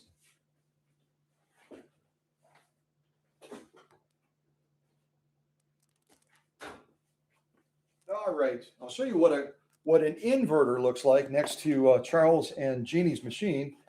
So this is one type of inverter right here. And if you do a lot of camping, if you do outdoorsy type stuff, and you don't have a vehicle where you can plug in necessarily and get the equivalent of 110, 120 volts, 120 volts, a little inverter like this is going to cover you up to 750 watts. So on this 750 watt inverter, not converter, on this 750 watt inverter, you could operate this sewing machine. You could operate that Swedish Beauty that I showed you on the other workbench. You could operate another sewing machine beyond that. You could run probably about 3, almost 4 sewing machines on this 750 watt inverter. And I don't remember from looking it up, but if you Google how many watts, whatever the device is in your home, whatever the device is, whether it's your freezer, whether it's a fan, whether, a certain, whatever the item is, your television set, big screen TV, you're going to be able to Google and find out how many watts that device uses. And once you know how many watts, then you know in the event that we lose power for a couple of days, how many watt converters would I want? Or maybe you're going to have more than one. Maybe you have 2 vehicles. You would hook up one to one of your vehicles, running an extension cord in. You would hook up another to your other vehicle, run an extension cord in. And these don't use a lot of juice. So you don't even have to have your car running unless you do it for days and days and days. Then you might want to start your car and recharge your battery. But you can just hook it up to your battery with your car off and then operate a sewing machine out in the middle of the woods, out in the middle of nowhere. You can operate several sewing machines on this one. And then there's even a bigger one. I love the Everstart brand. The Everstart brand used to be a Sears product. They build them so well. And I would recommend if you get one of these as a backup to your household electricity, or if you like to go camping and stuff, make sure you get one that has one of these little windows. So when you plug something in, you know right away how much wattage you have left. It'll show you exactly how much wattage this device is pulling. Okay. Then they have a bigger one. This is one from China. I don't like the Chinese ones. I'm just going to be honest. This one is supposedly rated up to 2,000 watts. Up to 2,000 watts. So in theory, it could actually operate a hair dryer. So if you're in the middle of the woods and you want to dry your hair, supposedly this one would support it because a hair dryer is gonna pull around 1,500 watts, something like that. And here's another Everstart one that's rated. This is like the one that we gave to our neighbor. We gave this to our neighbor, Dewey and Kim. And this Everstart is rated at 1,000 watts. So this, in theory, you could operate about 5 or 6 sewing machines out in the middle of the woods. You could have a sewing retreat in the middle of the woods with 4 of your closest friends or 5 of your closest friends, and you could plug those sewing machines into that extension cord coming off of your car battery that this is connected to, and you could run 5 sewing machines and do quilting out in the middle of the woods or out in the middle of the mountains or out in the middle of the desert, wherever you wanted to do it. So if you don't have one of these power inverters, especially one by Everstart, I would consider picking one up. It always is great to have one on hand. So if you lose power, you can protect your refrigerator and the contents, and you don't lose all of your food. Because someone Google it and type it in the live chat, what an average refrigerator uses as far as wattage. I want to say it's like around 300 watts or 400 watts, something like that. So this would allow you to protect your food in your refrigerator, your freezer, maybe watch some TV to get updates on the storm, run a fan if your air conditioner is not running so you don't get overheated, and also charge your phone at the same time. So wonderful things, inverters and converters, but remember they do different things, okay? I didn't plan on doing that DIY and converters and inverters, but see, that's why you showed up to class today, so you can learn something new. Yeah. All right. So let's actually sew on this machine finally. God bless Charles and Jeanie. If they're watching this from down around Georgia, they're saying, Scott, are you ever going to sew on the machine? Right now. Ha ha ha. So, yeah, we've been going almost 2 hours. Oh, I get sidetracked, but I cover a lot of good stuff, I think. I do. All right, let's go back to the machine over here. So we've got it set up right now to do a straight stitch. As I explained, I've got the stitch width set on 0. And on these machines, you can still do a straight stitch, even if this weren't set on 0. But I always zero it out just so I know I've got a true straight stitch. Set this on 0. I've got this set on 4. And we'll lay down a straight stitch. And then we'll lay down. You know what I'll do first, though? What I'll do first is I'll do a short straight stitch, and then I'll do a longer one, and then we'll tear through some of these other decorative stitches, okay? And let me move the microphone over so it's not behind me. Set the microphone over here on the table so you can hopefully hear me okay. We'll do a shorter straight stitch, and then we'll do a longer one after that. So I'm going to adjust my stitch length from 4 down to, say, about, right around 2.5. I adjusted this to around 2.5. And now we'll lay down some stitching on, and the material I have, you probably already recognize it. It's a part of a fat quarter, and it's going to be 2 layers of 100% cotton, and it's got a stiffener in between, okay? I'm trying to see my laptop screen, which is really difficult to do right now. Oh, I didn't say hi to everybody. Haha, sidetracked again. Is there anyone else to say hello to? Oh, Kathy King. Good morning to Kathy King as well. Always great to have Kathy here. Just seeing if I missed anyone else in the live chat.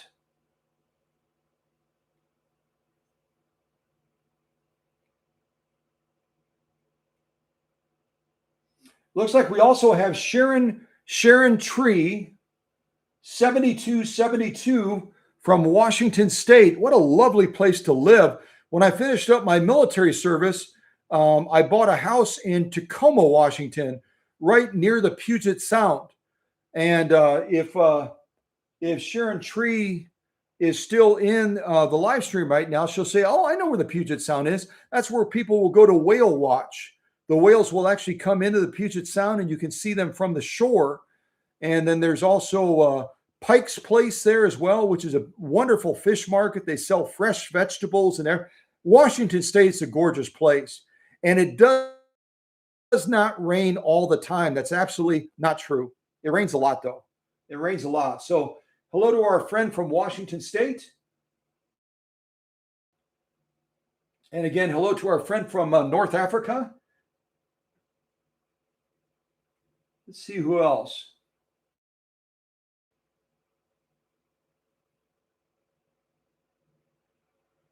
It looks like Cheryl from Washington State had a general question about presser foot adjusters. And what was her question? I'd love to know from Scott which machines he feels have the best presser foot adjustment mechanisms and have the most adjustments possible. Well, the most adjustments is going to be up or down. Presser foot pressure is just a matter of either increasing the push harder down on that material when you're looking at the sewing machine to press it into those feed dogs a little bit harder to give it more even feed, or to reduce it on lighter materials so you don't get that puckering on the edges of the stitching. So the one that I used recently that I really enjoyed was that Jeanie memory craft that belongs to Phyllis. It had a little window right on the front of the machine, almost like a scale, so you could see as you were increasing and decreasing. I believe it was 1 to 4, 1 to 4 or 1 to 5. You could see exactly where that presser foot pressure was set. Unlike on ones like this JUKI, where you're kind of spitballing it, you're kind of guessing, and you're turning it plus or minus, trying to get the result you want, but you don't know what worked the last time. You know what I mean? You might sew through a wide field of materials, and you'll say, okay, what worked the last time I used velvet? Was it 1? Was it 2? Was it 3 turns? What was it? The ones that have actually a viewable gauge to show you where that presser foot pressure is set, like that Jeanie memory craft that I presented recently. You'll see it on the channel recently as far as a live stream that belongs to Phyllis, had an actual little gauge on the front. And I'm sure there's others out there that have a similar way that you can read that gauge and know exactly what it is. There's certainly the ones that have where you can visibly, like on the Swedish Beauties, you can open up that faceplate on the Swedish Beauties, a lot of them, especially the 21As, the 21Es, the 19Es. You can actually open that and see how far that spring is compressed, and then have at least a guesstimation as to where you want to set it for that type of material, or if you're sewing through multiple layers, where you set it the last time to get the desired result. So I hope that answers our friend from Washington State's question about presser foot pressure. Okay. Let's see here.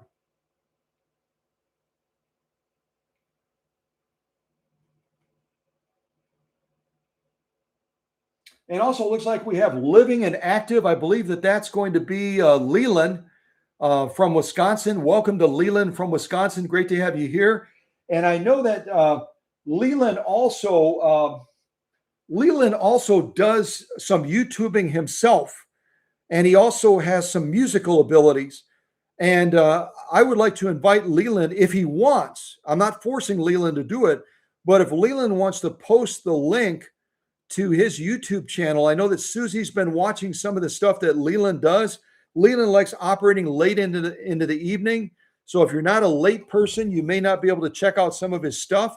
But if Leland wants to post a link to his YouTube channel so that some of the people in this live stream can possibly check out Leland's work and the stuff that he does and the stuff he talks about, Leland, please feel free to do that. It's not overreach. I'm inviting you to do that. And certainly anyone else that has a YouTube channel that is family friendly, if you want to post that link of your YouTube channel in this as well. I think we have about 1,730 people in this live stream right now. 1, 2, 100, 200, 300, 400, 500, 1,000 people might all of a sudden want to subscribe to your YouTube channel as well. And I think that's totally cool. You're part of the Cow Country family. We take care of the family. And again, as long as it's family friendly, post away. Now, let me warn you, if I'm not saying this warning to Leland, I'm saying this warning to others that might be in the shadows right now. If you've got a not family friendly link and one of the leaders checks out your link and goes, oh, this is not good, you're going to get that link deleted. And you might get banned from the channel, or at least suspended from the channel for a period of time. So just remember, we're family friendly here. We don't want any porno stuff. We don't want any of that other weird stuff out there. The leaders will check, and the leaders have authority to either delete it or suspend you for 24 hours, suspend you from the channel for forever. I trust my leadership team members. So be careful. Be careful what you post. If it's not family friendly, don't post it here. Okay. So you got fair warning. And yeah, any rate, let's do a shorter straight stitch. We'll do a longer straight stitch. We'll do some other fun stitching, and then we'll go from there. All right, let me see my shot.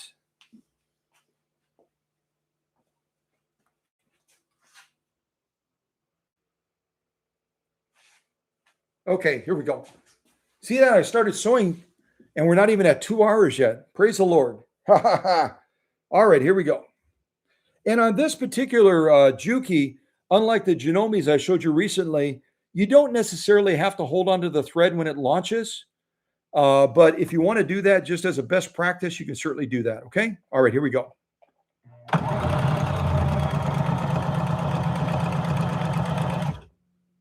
I've got my foot kind of in a cockeyed position, so I hit it heavier than I realized. Yeah, we kind of raced away a little bit there, didn't we? We kind of raced away.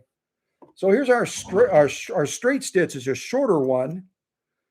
It's a shorter one. And now we're going to do a longer one after that, and then we'll take a peek at the stitches after that as well. All right, so now I'm going to do a longer straight stitch. Try to group my stitches pretty close together. Yeah, because that raced off a little bit. I kind of sewed like this. Woo! All right, hopefully the rest of my rows are a little bit straighter. So now what I'm going to do is I'm going to adjust that stitch length right up here. I'm going to move it from 2.5 all the way up to 4. And we're going to try laying down another straight stitch, longer one. And then we'll move into some of the fun stitches after that, okay? There we go. I got a little bit more speed control that time.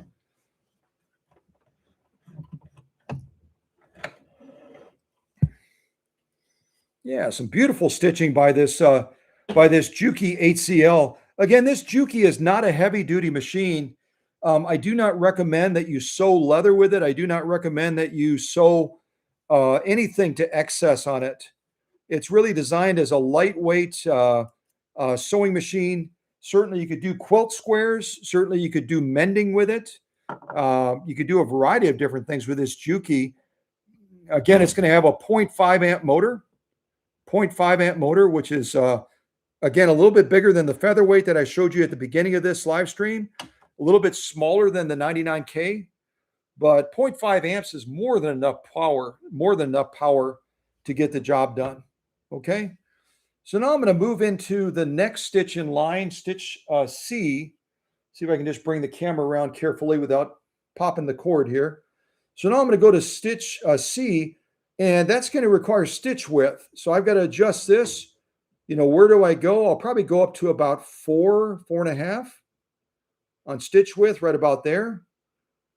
And then I have to decide about stitch length.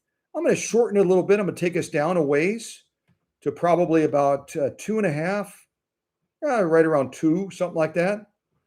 So I've got my stitch width set at about 4.5, stitch length right around 2. And now I need to choose my next. Oh, wait a second. I totally blew by the zigzag. What am I doing? Stop, reverse, stop, reverse, stop, reverse. So now I'm going to do a zigzag. I'll go a little bit wider. I'll go up to just about shy of 6. And I'll go to right about 3.5 as far as the stitch length. And now I need to adjust my stitch length, or excuse me, my stitch selection. That's what I meant to say. So now I'm going to change my stitch selection to B, which is a zigzag, and we'll do that one next, okay? All right. I've been covering so many things, I'm a little scattered, but I'll get it right. I'll get it right.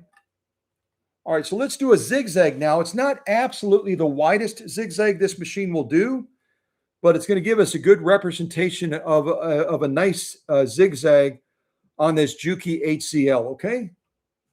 All right, here we go. Zigzag, and then we'll move into blind hem stitch and 3-point zigzag and just a variety of other things, okay? All right, here we go. And I'm going to look at that. Again, these Japanese machines will show you how wide that needle is going to swing to the left. It looks like I'm okay as far as my stitch row. I shouldn't be stitching over this. and I should be able to lay down hopefully a fairly straight line, I hope. Get my take-up arm all the way up. There we go. And if you're new to sewing, our take-up arm is this right here. Make sure that before you launch, whenever possible, that you get that to the highest position, and it's just getting ready to downstroke. See how it's getting ready to wiggle down? Ideally, that's where you want to launch each time, and that way it doesn't mechanically bind the machine, and it allows you to launch without bird nesting and all the other nuisances that we get sometimes when we're sewing.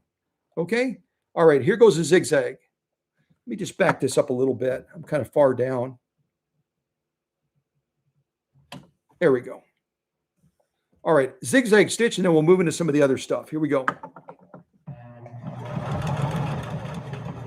Slower way down.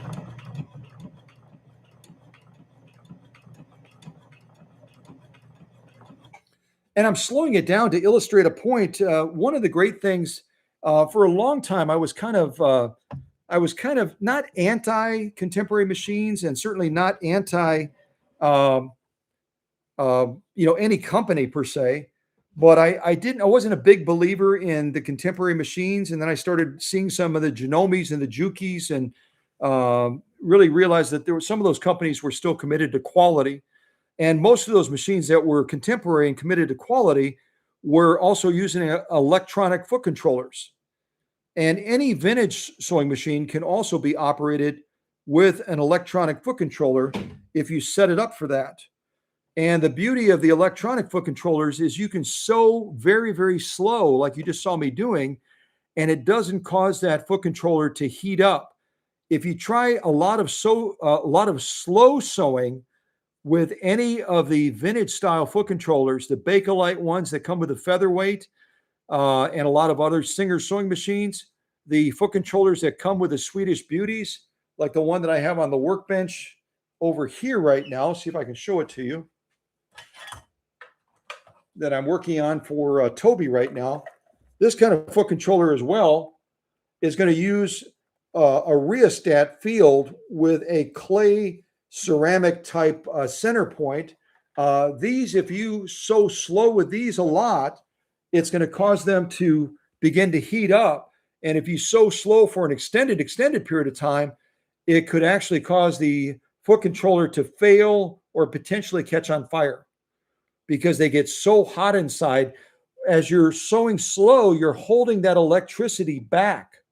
You're holding that electricity back, and that electricity entering that foot controller is still sitting there, kind of like a puppy waiting to go outside and play. We have 2 young dogs right now, and when they get by the door and they know I'm going to go out and let them run the property and play with a stick, they're vibrating by the door like this, ready to go out that door and just go wham and run. Same thing when you're sewing slow with a vintage style foot controller. That electricity is sitting there like a puppy, vibrating, ready to go and ready to be released into that motor. And you're holding it back, and that electricity generates heat. And that heat will start to build up in your foot controller. And eventually, if you're a barefoot sewer, like some of my friends down in Texas, you'll start to feel that heat underneath your foot. And again, to the extreme, it could cause your foot controller to fail, or it could cause your foot controller, in the most extreme circumstances, to actually generate enough heat to catch on fire. So there's the blessing of electronic foot controllers. I can sew slow for hours continuously, and that foot controller might warm up a little bit, but it's never going to get to that extreme, catch fire type thing. So, any rate, another little lesson, hopefully that's helpful to you. So let's line up our next column, and then we'll look at all these stitches once we get done. I'm going to do a blind hem stitch now, which is on the machine is going to be stitch C right here. I'll show you those stitches again, and if you have a particular stitch you want to see out of order, I'm right to the end of my camera cable right now. I'll do my best to show them to you. There you can see the stitches starting with letter T, S, R, all the way up. I'll show those stitches to you if you want to see a particular one. Let me know that. Let me know. And if I don't respond to your text, call me. Call me right in the middle of the live stream. Hey, Scott, it's me. I want to see this stitch, please. And I'll just tell you, as we get into some of these ornamental fancy stitches, these, to have success on this JUKI HZL, setting the stitch length is going to be really critical. And I'm going to show you what that is. But we don't need that yet. We're going to do some of these more utility type stitches, the blind hem and other ones like that. And then we'll move into some of the decorative fancy ones after that. Some of those decorative fancy ones, okay? So I'm going to set us now to do a blind hem stitch, blind hem style stitch, turning the machine stitch selector to C. If you didn't notice my needle moved, watch that needle if you can see that. That's why we always make sure our needle is clear of the material, okay? Always make sure your needle is clear of the material. And what I'm going to do off camera now, I'm going to leave my stitch width right around 5.5, but I'm going to adjust my stitch length for this blind hem down from right around 3.25 where I am right now, down to about 2. Down to about 2. And then we'll lay down blind hem stitch on this machine, again, that belongs to my friends Jeanie and Charles. Jeanie and Charles from Thornhill, Tennessee. Thornhill, ouch, Tennessee. I'm gonna get some emails about that from people in Thornhill saying, "Don't make fun of our city name." I'm not. I think it's a cool name. I think it's totally cool. All right, so let's lay down this blind hem and then we'll move on to something else. All right, here we go. Slow down, buddy. Slow down. All right, I'm going to stop right there. Yeah, beautiful stitching. I'll just give you a pre-glimpse of them. Beautiful, beautiful stitching. Same thing on the lock. The lock looks gorgeous, drop dead gorgeous. And move on to our next stitch, which is going to be a 3-point zigzag. 3-point zigzag, which on this machine is letter D. Letter D like David. Letter D like David. Letter D like David.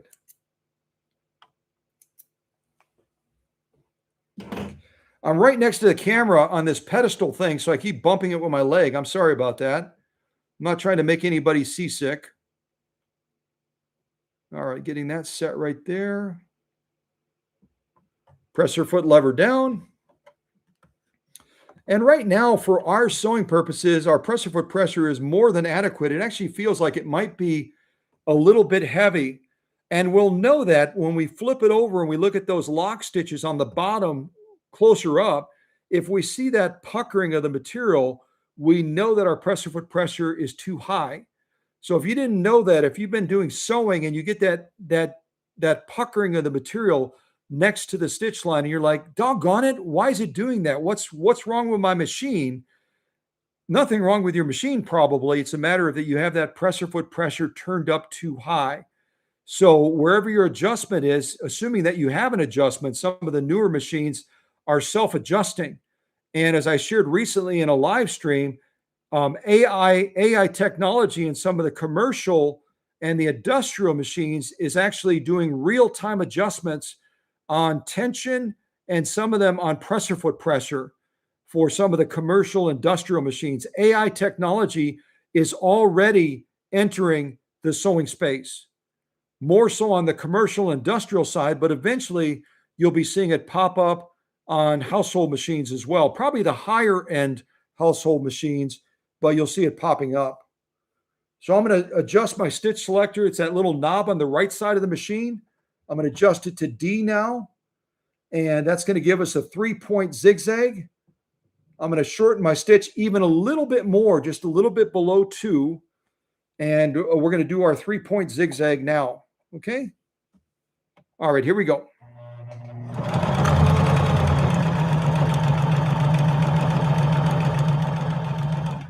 And I don't know what you're hearing through the microphone. The microphone is literally right next to the sewing machine. You can see that right there. And this is like a pretty high-end microphone. This is a whisper quiet machine. It's a whisper quiet machine. JUKI and Janome, I say it all the time, they build quality into their machines. They genuinely want that sewist to be happy for more than 6 months to a year. And the reason I give you those parameters is most of the contemporary machines you might buy at a local retailer like Walmart, and you might pay anything from $75. Believe it or not, some of the Brother machines are on the shelf for around $75 to $80, all the way up to $400 to $500, $600. A lot of those machines are going to be under light to medium use, are going to last you about 6 months to a year, and then they're going to fail. And the manufacturer knows that. There's a fancy term. A lot of you are familiar with this term. It's called planned obsolescence. Planned obsolescence is a term that manufacturers use to say when we build a certain product, we're building it and engineering it specifically to last a certain period of time, and then it's going to fail. I'm not making that up. Google it, planned obsolescence. And most of the contemporary sewing machines made by Singer, made by Brother, even made by, it hurts my heart to say this, Husqvarna Viking, are engineered from the very beginning to fail so that you have to go back and buy another one. Janome and JUKI probably have a little bit of that built in, but they have a lot more quality built in, a lot more quality. All right, I'm going to set us up for our next stitch, which is going to be, I don't know what you would call this stitch. I think in other live streams, maybe I called it a mountain stitch, but it's stitch E right here, if you can see that. And then we're going to be doing F, G, H, I, J, K, L, M, N, O, P. We'll see how much material we have, and that'll kind of determine. That's why I'm saying if you have a certain stitch that I showed you that you want to see, highlight that for me, because we may not have enough material set up to sew all of the stitches on this JUKI HZL. I hope we do, because I did that over here with the exception, I think, one stitch. With the exception of one stitch, I think I got almost all the stitches on this off-camera sew-off for this JUKI. But I think I cut this material a little bit more narrow, and I'm not doing as good of a job in sewing straight. So I could certainly cut more material during the live stream and do that, but I don't know if we'll have time to do that anyway. I'm wanting to wrap up in the next 30 to 40 minutes if possible. And I want to thank all of those. I want to thank all of you right now that are in this live stream. It looks like we have about a little bit over 1,700 people. And that, again, if you have a YouTube channel and it's family friendly, we got a real big audience right now. Share that link, and maybe some of those people will want to subscribe to your channel. You're part of our family, and as long as it's family friendly, doggone it, post that link, and that way, if nothing else, those that are on the leadership team will probably want to subscribe to it and check it out, just like Susie did with Leland's. So yeah, all of that, do it. All right, so I'm going to click us over to E now. We're going to do this mountain stitch. It's kind of a mountain style stitch. And pretty quick, I'm going to be showing you a DIY tip as far as stitch length regarding the rest of these decorative ornamental stitches, okay? All right, let's check out this mountain style stitch, and then we'll move on down the line. All right, here we go.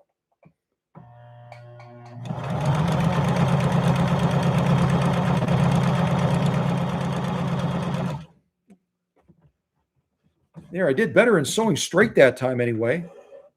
Yeah, there's our mountain style stitch. Kind of looks like a little mountain valley. Yeah, lovely stitch. Beautiful lock stitching as well. We'll take a look at these with a little bit more scrutiny. Once we get all the way and fill this material up, we'll look at all of them in totality. And that way you can have a look at just how lovely this JUKI sews. It really does quite an excellent job. And again, this is, if you joined us a little bit late, this is a light duty machine. Don't try crazy leather sewing with it. Don't try a lot of denim. You know, probably 2 to 3 layers is about as thick as I would go.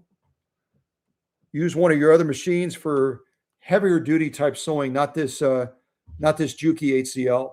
So, all right, so I'm going to click to the next stitch now. Actually, you know what? I might skip the next stitch. It's another type of blind hem that's going to be facing the opposite way. I'm going to go past that one just because there's so many other stitches I want to show you. So I'm going to bypass that other one. I'll show you what it looks like on the machine. It's going to be this one right here. F. It's another type of blind hem. It's basically the mirror image of this one, C. C is facing to the left. F is facing to the right. So I'm going to go to G, which is kind of like a EKG style stitch. And I'm going to turn that little knob on the side over here. That would be our blind hem. I'm going to go past that. And now I'm at G. Okay, so we're going to be doing this EKG style stitch, and then we'll move through some of these others going down until we run out of material. How are we doing on bobbin thread? We're doing really well on bobbin thread. This doesn't eat up the bobbin thread terribly fast, so I think we're in good shape. So we'll try this next one. It's kind of an EKG style stitch. I'm going to shorten this up even more. I'm set right now on the stitch length up here. I'm set just a little bit below 2. I'm going to go right to about 1.5. Yeah, right around 1.5. I think I'll do this stitch on. All right, let's try this EKG style stitch, and then we'll move on to some of the other ones. I'm also going to move my material over a little bit tighter. I hope I don't oversew. Hopefully I don't oversew this last pattern we did, but I'm going to try to tighten this up so we can fit more stitches on here, more stitch columns. All right, here goes our EKG style stitch. Here's my thread. There it is. Okay, here we go.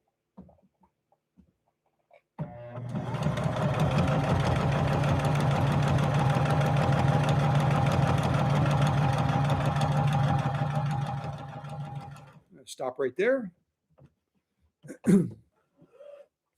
Yeah, I could have made that even shorter, but that's a good representation of what I was hoping to achieve. I'll clip these threads and I'll just give you a quick little glimpse of them, and then we'll move on to the next one.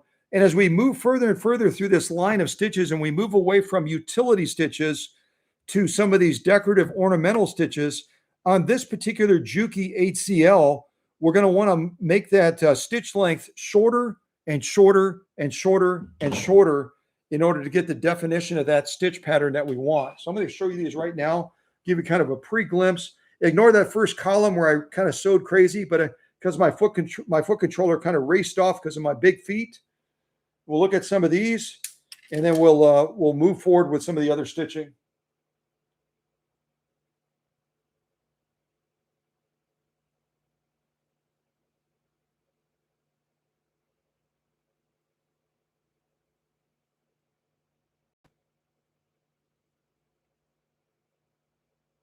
Yeah, that's some beautiful, beautiful top stitching. And again, if you're new to sewing, this top stitching is really controlled and influenced by that upper tension adjustment up here on the machine. The bottom of the material, as I turn it over and we look at the lock stitching, is controlled by that bobbin case down here. And there is a way to take off this cover. And I know that Charles and Jeanie know how to do that because that's how they drop the potentially very rare dime into the machine along with the screw. They had this cover off right here, probably trying to figure out why it jammed or whatever was going on with it at the time. And they ended up dropping that 1957 dime and that screw. It fell deep into the machine, and I had to tear the machine apart to get it out. And also in the process, I'll just set this here real quick. Also in the process, not realizing that when they had taken that one, there's 2 screws that hold that finger, that hold the bobbin case in place on this machine. When the machine is operating forward or back, the bobbin case will fluctuate back and forth about 1 millimeter. And once you take that's one of those screws out of the finger that hold that bobbin case from the back, that bobbin case all of a sudden is allowed to fluctuate more than a millimeter. It's fluctuating 3 to 5 millimeters. And what happened to Charles and Jeanie, without them realizing it, when they did that little DIY stuff on their own, trying to figure out what was going on with the machine, they didn't realize that that bobbin case was able to fluctuate not a millimeter, but 3 to 5 millimeters. And I had to do a restorative repair on their bobbin case. I've already ordered them a new one, but I had to do a repair in their bobbin case because their needle punched through the plastic, which is a thick plastic on these bobbin cases. It punched through that bobbin case. Susie, how many times I showed you the bobbin case, hon? How many punch throughs did we have on that bobbin case that I restored so we could do this live stream today? I know it was more than 2, probably like 6 or 7 times.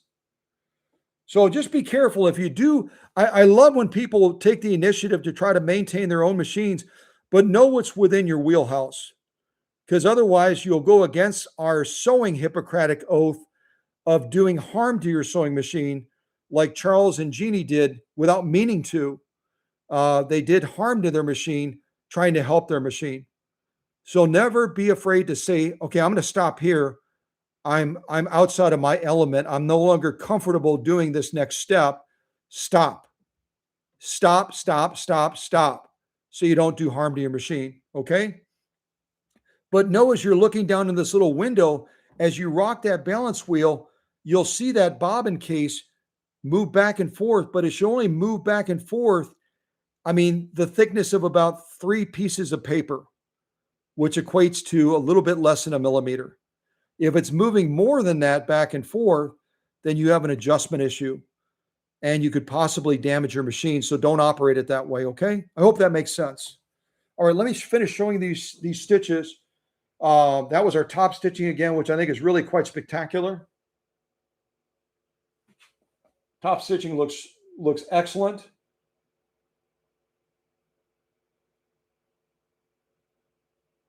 Lock stitching looks really good as well.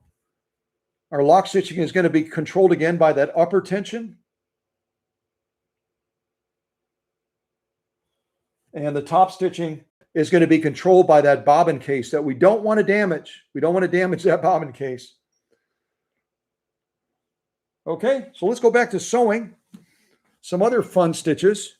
And if I somehow missed your comment in the live chat or whatever, and there was a particular stitch you wanted to really see, please, please, please don't feel like you're not being heard. Just realize I'm managing. Susie says to me oftentimes, I don't know how you manage 5 or 6 things at the same time in a live stream. You're managing the camera, you're managing the audio, making sure that's well, you're lining up the stitch offs, you're talking about other machines, you're focused over here, you're managing about 6 or 7 different things simultaneously. So I can miss stuff. And I never want someone in the live stream to feel like they're being ignored. We're so glad you're here today. We're so grateful. We're so blessed to have you here. We want your voice to be heard. Whether you're in Washington State, whether you're in North Africa, like our one friend, whether you're in Switzerland, whether you're in New York, whether you're in New Mexico, wherever you are in the country or in the world, we want you to feel like you can be a part of the live stream, okay? So I'm going to go on to the next stitch now. We're going to go on to I'm going to call it kind of a checkerboard type stitch. I'll show you what it looks like. Let me get my take-up arm all the way up so I'm ready to go. This is going to be stitch letter H on the sewing machine. And we're going to be doing a stitch like this one right here. What would you call that stitch? Come up with your own name. I'm calling it kind of a checkerboard because it looks like a bump, bump, bump, bump, bump, bump. But we're going to do H, then we're going to do the eyebrow one. And as we go into H, you're going to notice that I'm going to make this stitch length even shorter. Right now, we're at about 1.5. I'm going to take it all the way down, almost like I'm doing, and it hurts my mouth to say this, but I'm going to be going down into the buttonhole range. I'm going to be going all the way down in the buttonhole range to do most of these stitches we're going to be doing after this to get that stitch length really, really down there. So it's really going to suck that pattern in and give us a lot of definition. So we're going to be doing this H1, kind of a tic-tac-toe or whatever you'd call it. We brought our stitch length way, way down. We'll leave our stitch width right around 5 3/4, almost 6. And we'll try this next pattern now, okay?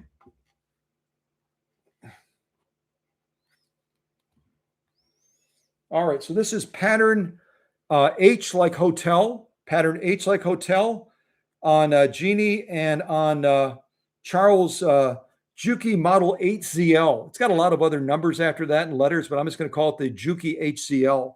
Again, it comes with a 0.5 amp motor, and it comes with a buku number of stitches. Buku number of stitches.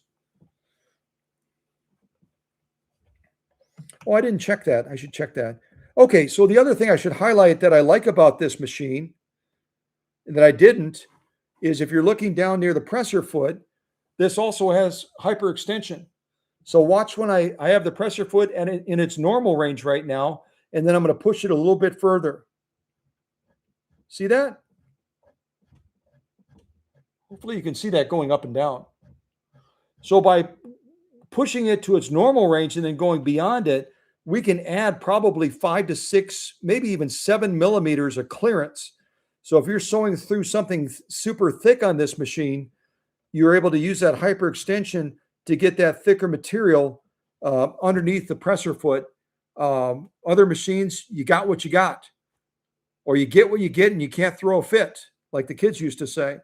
But on this one, you've got a little bit of flexibility to go outside those boundaries with that hyperextension. I'm going to move that material over a little bit closer. Hopefully I don't over sew our EKG pattern. All right, here we go. This is going to be the tic-tac-toe pattern or whatever y'all want to call it. All right, here we go.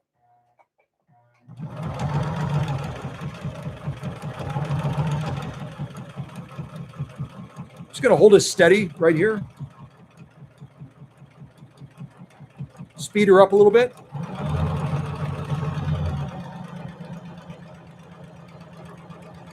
And I'm going to stop right there. So this is our EKG style. Oops, I think I just turned the thread too far. I just turned the thread too far, daggone it. I caused a jam. That's embarrassing. Well, that's okay. I can fix a jam. So I rotated the balance wheel one way and then I rotated it the other way because I was distracted. I was starting to already focus on this. So I'm going to go ahead and cut my thread. And I've got a little bit of a jam right here. I'm going to take that bobbin case out. And that's okay because it can happen to anybody. And now you can see how to fix it. But I'll first of all show you what we just sewed. This is the one we just sewed. I'm calling it kind of a tic-tac-toe pattern, if you will. And we could have made that probably even a little bit tighter. But you start to see that pattern emerge when I shorten it up into the buttonhole range and really try to get clarity of stitch on that pattern.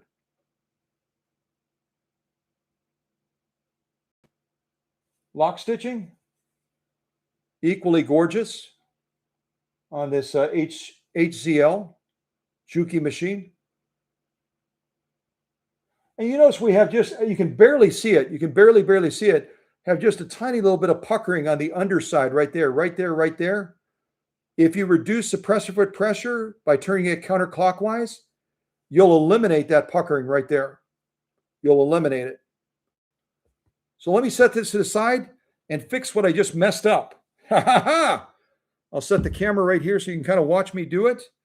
So I've got too many threads around the hook right now because I rotated the hook one way, then I rotated it the other way.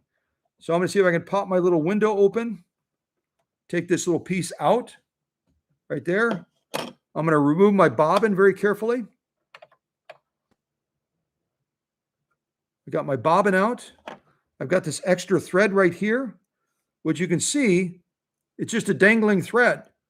When I rotated the hook and then it jammed a little bit, it cut the thread. So you always want to make sure you don't have any extra thread stuck in the machine like this little piece right here. I'm going to throw that to the side.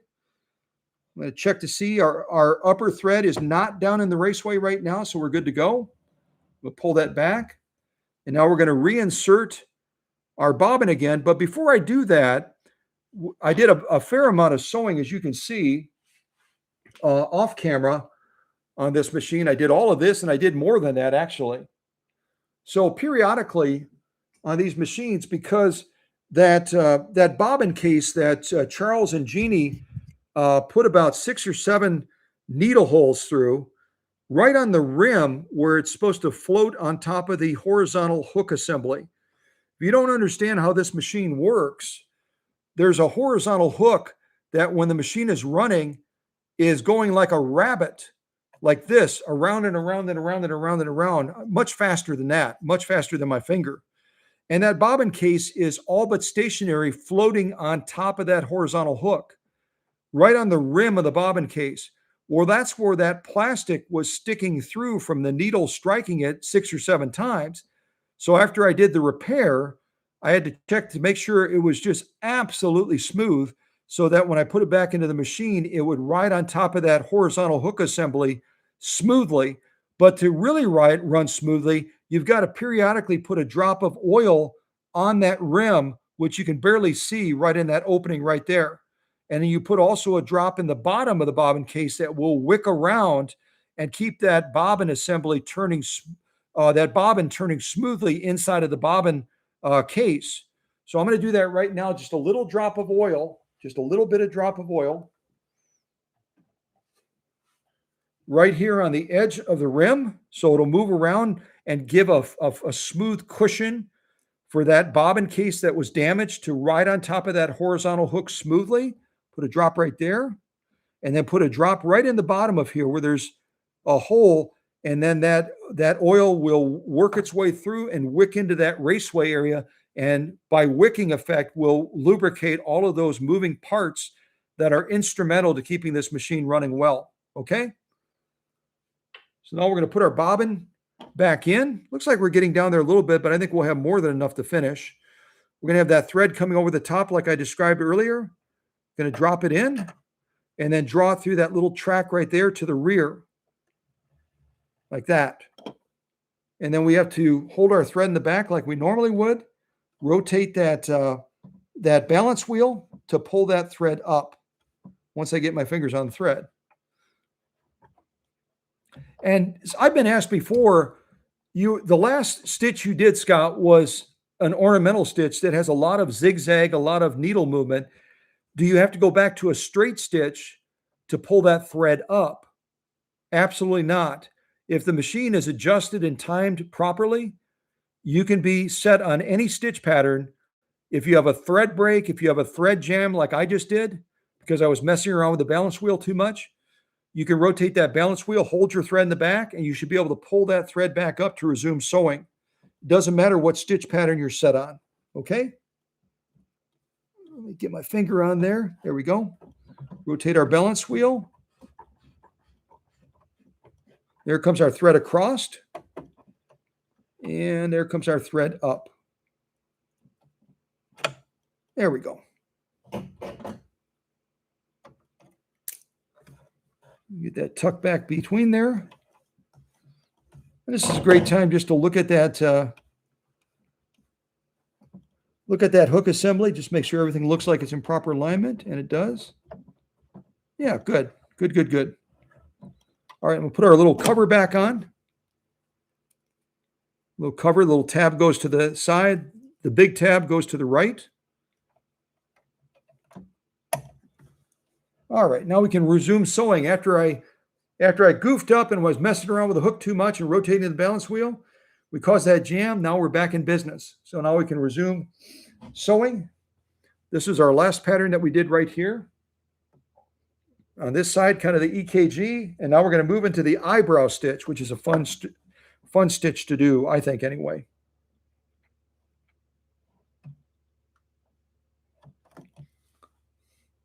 And I can hear a truck idling outside of the workshop. I bet you Susie is getting a delivery. Or maybe it's the mailman. The mailman drives all the way up here in the mountains and delivers our mail. Sometimes when it's really, really bad weather, he has trouble getting up our hill. That's for sure. All right, so let me get the camera set back up over here. I'd leave the camera on the table, but the table jiggle wiggles, and you'd be like having to pump ginger. Ginger is like an anti-seasick thing. you'd be pumping ginger to not get sick watching the table wiggle jiggle. So, looking at our time, we're going to be wrapping up in about the next 10, 15 minutes. We'll finish off our stitch off. So I'm going to go all the way down and then we'll jump into a wrap up after that. Okay. All right. I think we're pretty good here. All right. Let's do the eyebrow stitch. Here we go.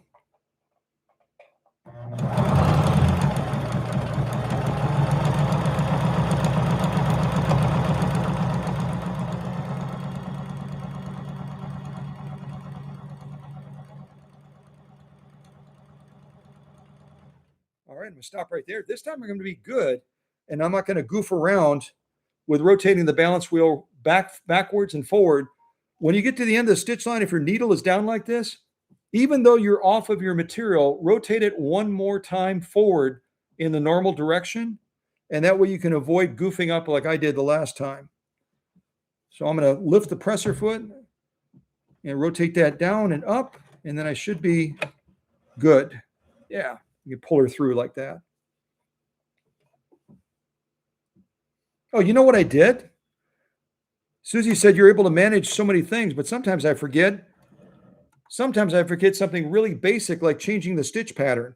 I just sewed the same thing, but I created a really cool tapestry look that you could probably use on the edge of a quilt. Look at what I did. I sewed the same pattern again, but they're opposing views now. Isn't that cool? Yeah, that's really cool, but that's not what I plan to do. So let's go back and do the proper eyebrow stitch, which is what I intended to do. So now I'll change my stitch selector. I'll actually turn the knob this time to letter I. Letter I is going to be our eyebrow stitch. Let me do that one now. That's okay. I really like that. I like that domino thing. So we sewed it. We love it so much. We sewed it twice. Yeah, why not? All right, here we go. Here's the stitch I planned on doing the last time. Here we go.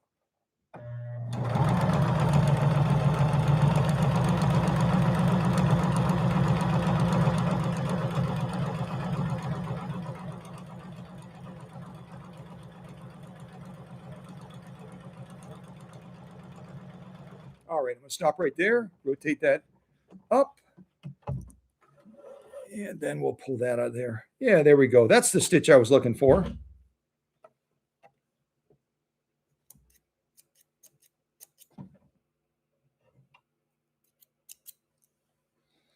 All right, let me bring that to the rear.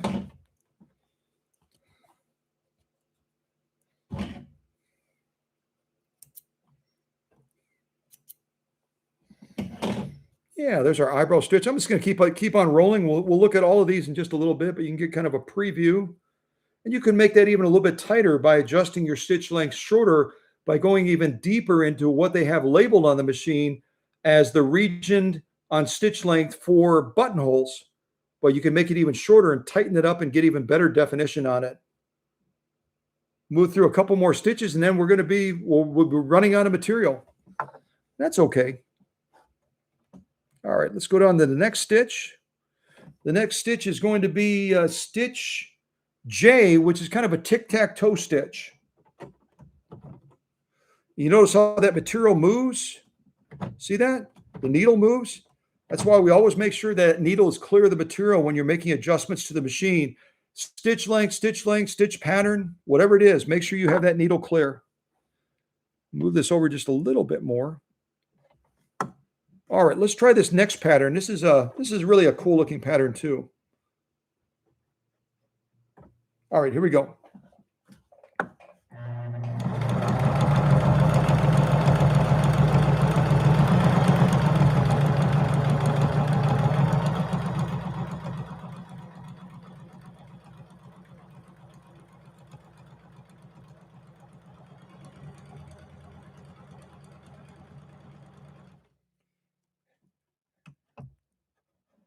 And it's important you know that, did I do the wrong one again? Oh my Lord. I am just loving to duplicate stitches today. I think my glasses are dirty. I thought I turned it to J, but I ended up doing the eyebrow pattern again, but that's okay. I made it shorter so you can see a slight difference in it. I am just in, maybe it's National Duplication Day. I'm guessing it probably is. National Duplication Day. So you can see how those are slightly different. This has a little bit more definition to it because I made the stitch length even shorter. Contrast between these four, a little bit shorter, a little bit shorter, a little bit shorter. All right, I'm making an excuse for sewing the wrong stitch. So let me go back to J and we'll do the tic-tac-toe stitch now. National Duplication Day, that's got to be a thing. I'm pretty sure it is. All right, tic-tac-toe now, finally. Here we go. You notice this stitch is not going to just have needle movement. It's going to have that tri-motion. So I'm going to have to steer that material a little bit better to keep it on track.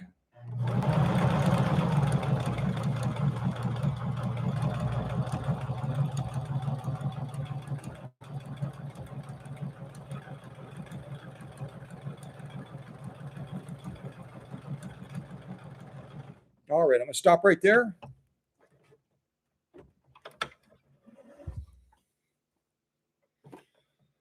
This is going to be our tic-tac-toe pattern that I planned on sewing before and didn't. That's a fun one, I think. Let me show it to you like this because this is actually the way, this is our top stitching, the way it would be lined up.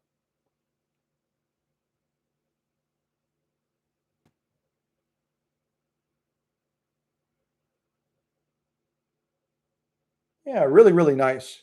There's our lock stitching on the back. You see right now we've got a real good tension balance all the way across. All of our lock stitching is just spot on.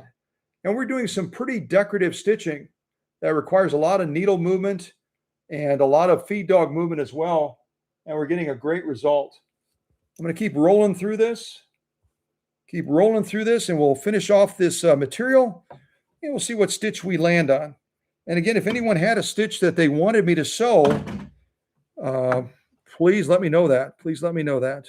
All right.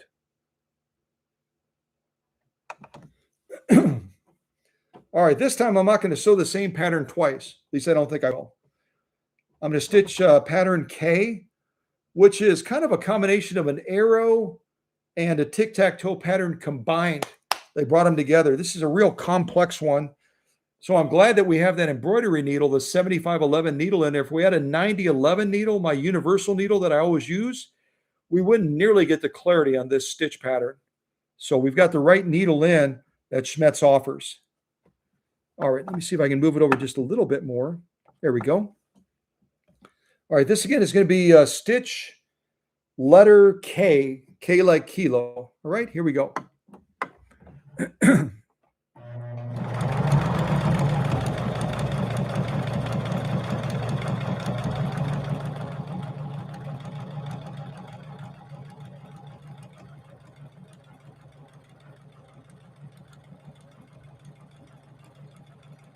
All right, I'm going to stop right there. Notice my needle is down.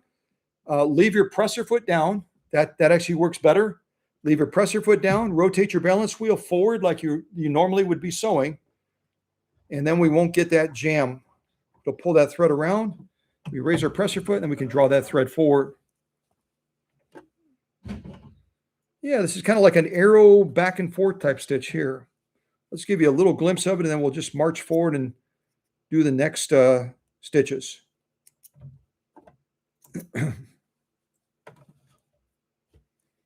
So this is one we just did. This is going to be our top stitching. You can see that. I got real close there, didn't I? I almost sewed over my tic-tac-toe pattern. Real close.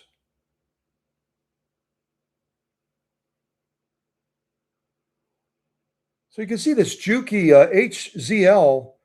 There's our lock stitching on the back. This JUKI HZL does really an excellent job in laying down some gorgeous stitching. But again, it is a light duty machine. You want to use it within the boundaries of what it's able to handle effectively. All right, let's move forward. Let's do a couple more stitches. We're almost out of space and we're almost out of time.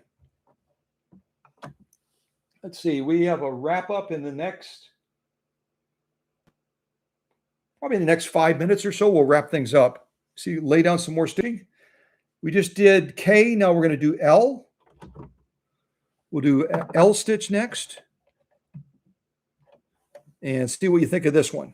All right, here we go.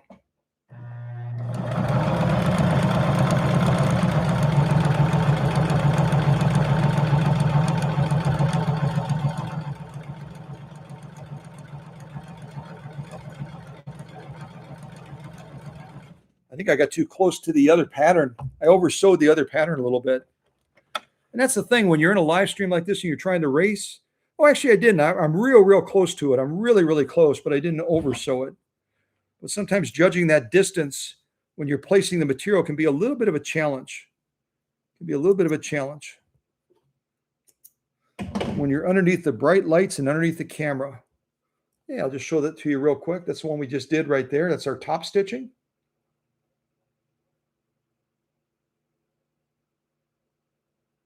I think I'm touching it in certain spots.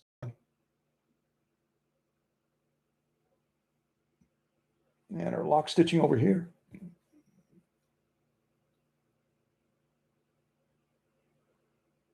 I'm trying to squeeze as many stitches in as I can, and I'm squeezing too fast and too close.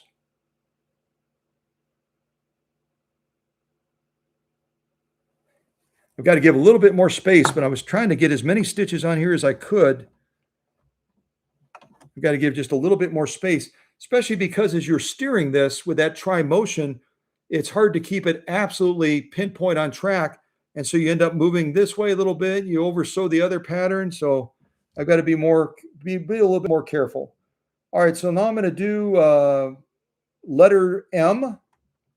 Letter M is kind of like a T pattern almost. It looks like a bunch of T's going down. Let's try that one.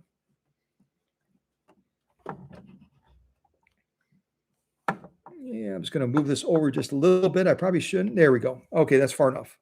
All right, this is our T pattern.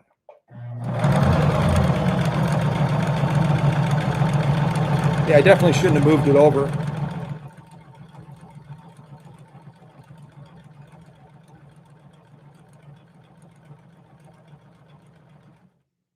All right. I still squeaked it in, but we're just about oversewing the other one. I mean, we're right on the edge of it. Right on the edge of it. I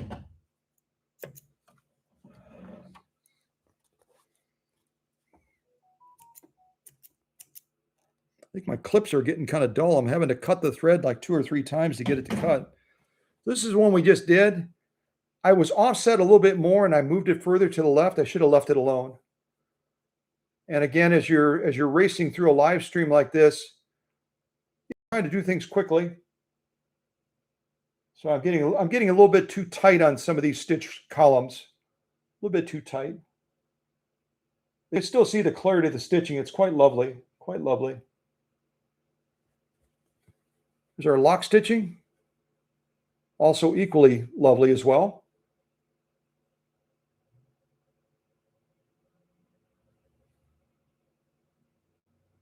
All right, we have room for probably about 2, maybe 3 more stitch columns, and then we'll wrap this live stream up. So if you have to step away, I totally get it. It's a busy Saturday, but if you want to hang until the last moment, that's fine too. That'd be great. So now I'm going to go on to N, which is an arrow type, or yeah, it's kind of like an arrowhead stitch almost. The arrowheads will be pointing to the right. We'll give that a try. I'm not going to mess around with material. Wherever I got it set is where I'm going to leave it. So we'll try this next stitch, kind of an arrowhead stitch. Here we go. And you notice when we first launched that stitch, it pulled that material so that it was going towards the edge in the rear. That's why when you're doing some of these decorative stitches that have that tri-motion that move the feed dog, always offset your material like I do, about 3-4 millimeters, depending on the pattern, okay?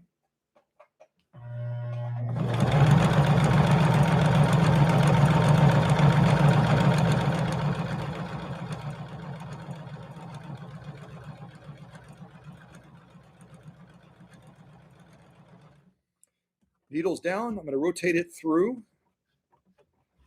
And then I'll raise that presser foot and draw that thread through. Yeah, I did better on this one in offsetting it to the correct distance.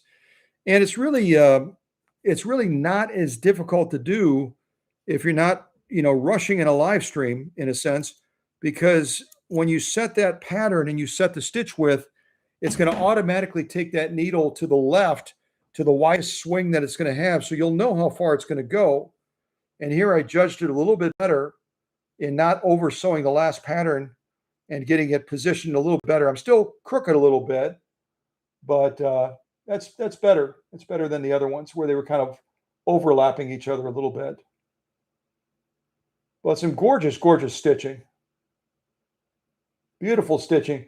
And a lot of it is what I've done to the machine, but it's also that we're sewing with a Schmetz needle, a Schmetz embroidery needle, and it's going to give us that accuracy and that calibration that no other needle in the world will give us, in my opinion. I say it all the time. I think Schmetz makes the finest needles in the world. There's our lock stitching on the back. You look at our lock stitching on the back now.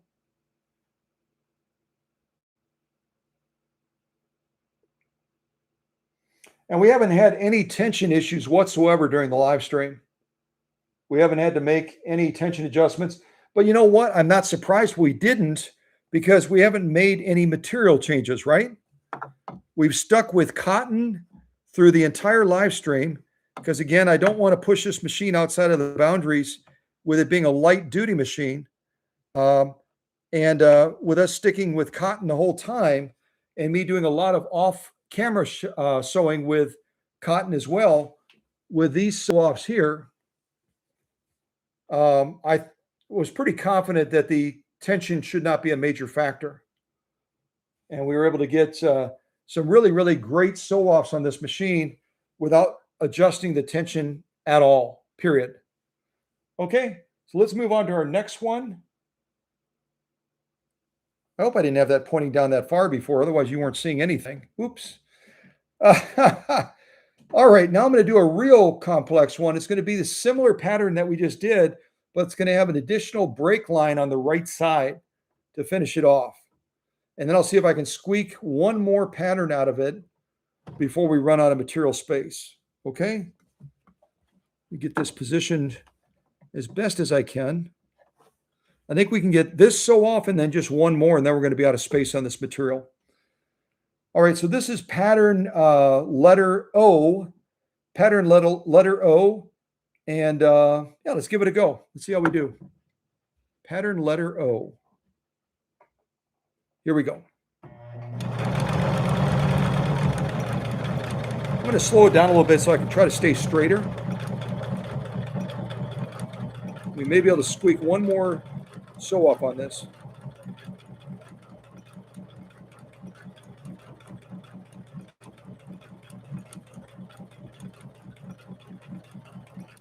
All right, needle down, just rotate it through, and then raise your presser foot. I think what I did before and I caused that jam is I rotated after I had the presser foot up. And you should do it the opposite. Rotate the balance wheel with the presser foot still down, and then you can get that thread to feed without jamming it like I did. Yeah, this looks real close to the other pattern. You got to look at it carefully for that extra line. It adds an extra line of stitching on the top and bottom. The other one just has it on the bottom. So this is our top stitching. Take a look at that first.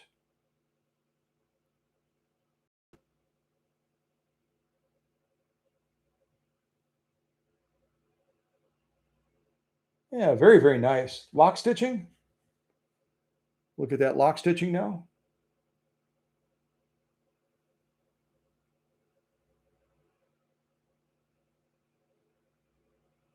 So it looks like I have room for one more stitch. And I'm going to try to involve the audience. If someone's willing to chime in, we have either stitch,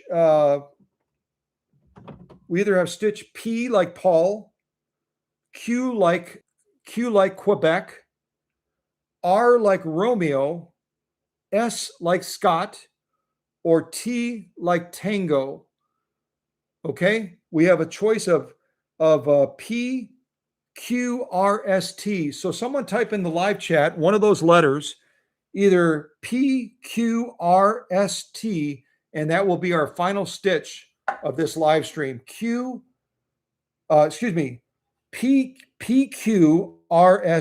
PQRST, PQRST. I'll show you what those stitches look like. At least I'll try to.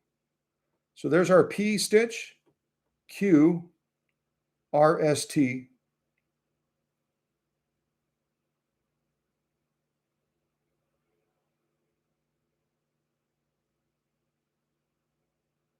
All right, so type a letter, and that'll be our final stitch of this live stream. We'll wrap it up. And I'm delighted we still have over 1,600 people. Thank you for sticking with us until the very end. We appreciate that. Now it looks like Susie chimed in with Q.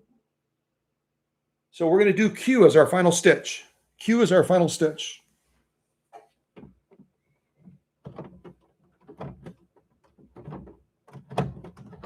There we go. All right, our final stitch is pattern Q. I want to thank everybody for joining us today.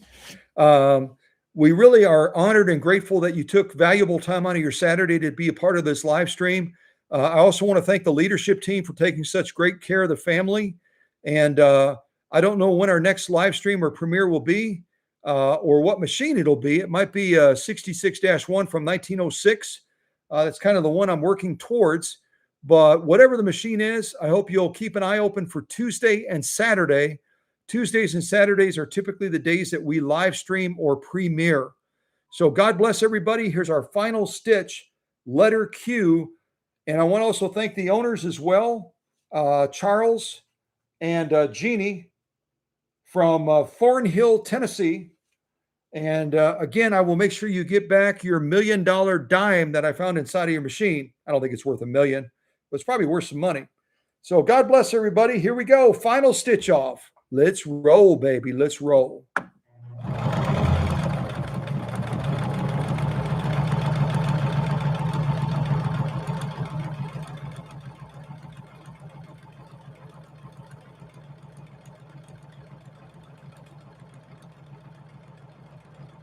All right, I'm going to stop right there.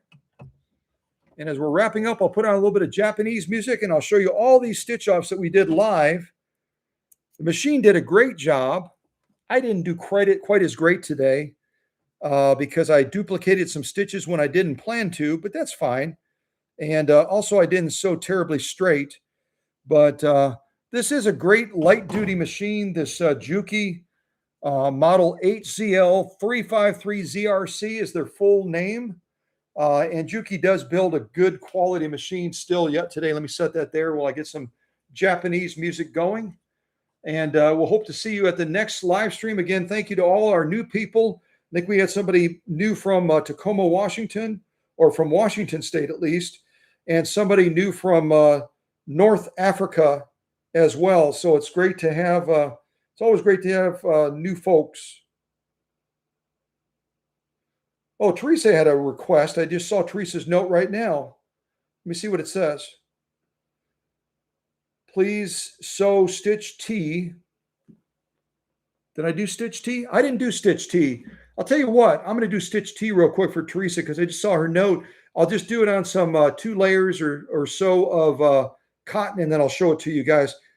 Teresa wanted to compare it to a machine that she has a similar stitch on. The stitch number T on this JUKI model that belongs to Charles and Jeanie is going to be called a stretch straight stitch. A stretch straight stitch.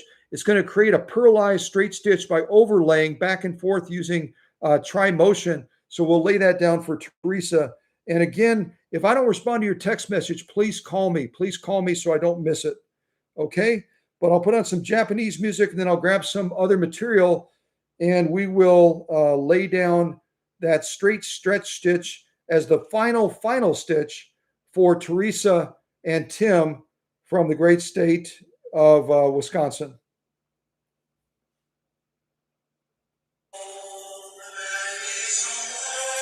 All right, let's get rid of the monks. Nothing against monks, but all right. Nothing against monks, but I don't want any more monkery.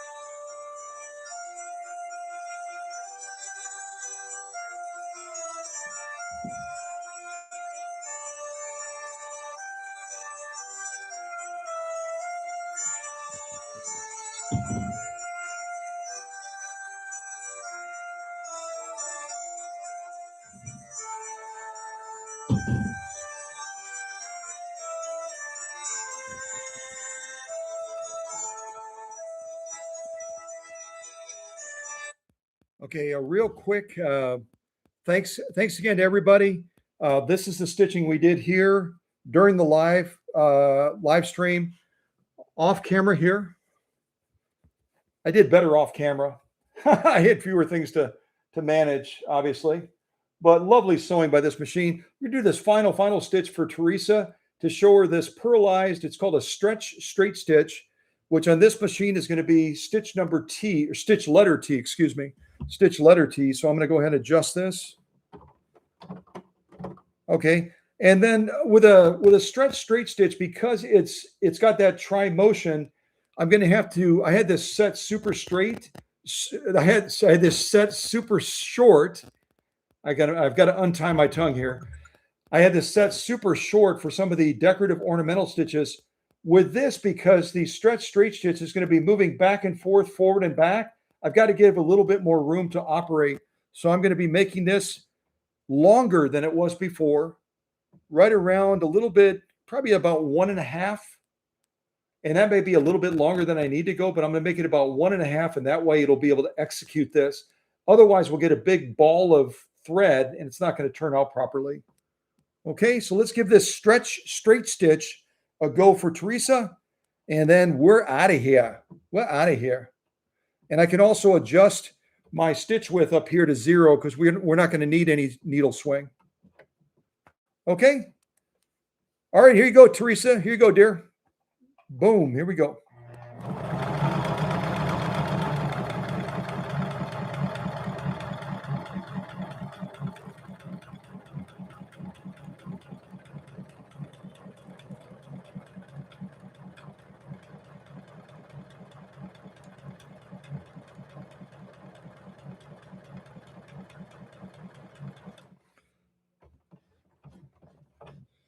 All right, so this is the stretch straight stitch that Teresa wanted to see. I call it a pearlized stitch because it's quite lovely. Just don't try to do it with a stitch length too short. Otherwise, it's not going to be able to execute this stitch because it's going back and forth very rapidly. All right, I'll give you a look at this. I think it's a lovely, lovely stitch. And all it is an overlay of the straight stitch.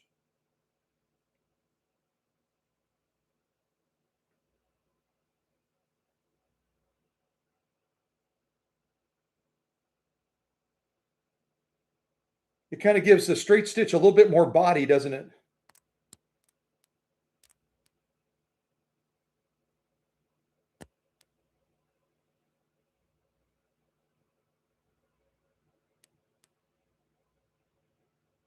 Yeah, quite lovely, quite lovely. Whoops, as I'm dropping it.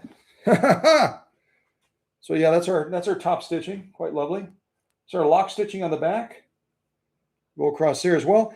And on this stretch straight stitch, you're going to see that because it's overlaying at a short distance the same stitch over and over again, you may have to make, this may be our one and only stitch that we may have to do some tension adjustments to. We may have to increase that upper tension just slightly. This is our lock stitching. Yeah, we would have to increase our upper tension just a little bit to clean this up on the bottom because it's trying to overlay thread in such a short distance with so many layers of it. but the top stitching looks spot on. We would just have to make a subtle adjustment, and then we'd be good to go. That's an upper tension factor right there. Yeah. All right. Well, thanks again, everybody, for being a part of the live stream today. Thanks to the leadership team. God bless you. And we will wrap up with some Japanese music, and I'll get a good shot of this machine so we can celebrate this JUKI machine, the HZL, that comes from Thornhill, Tennessee.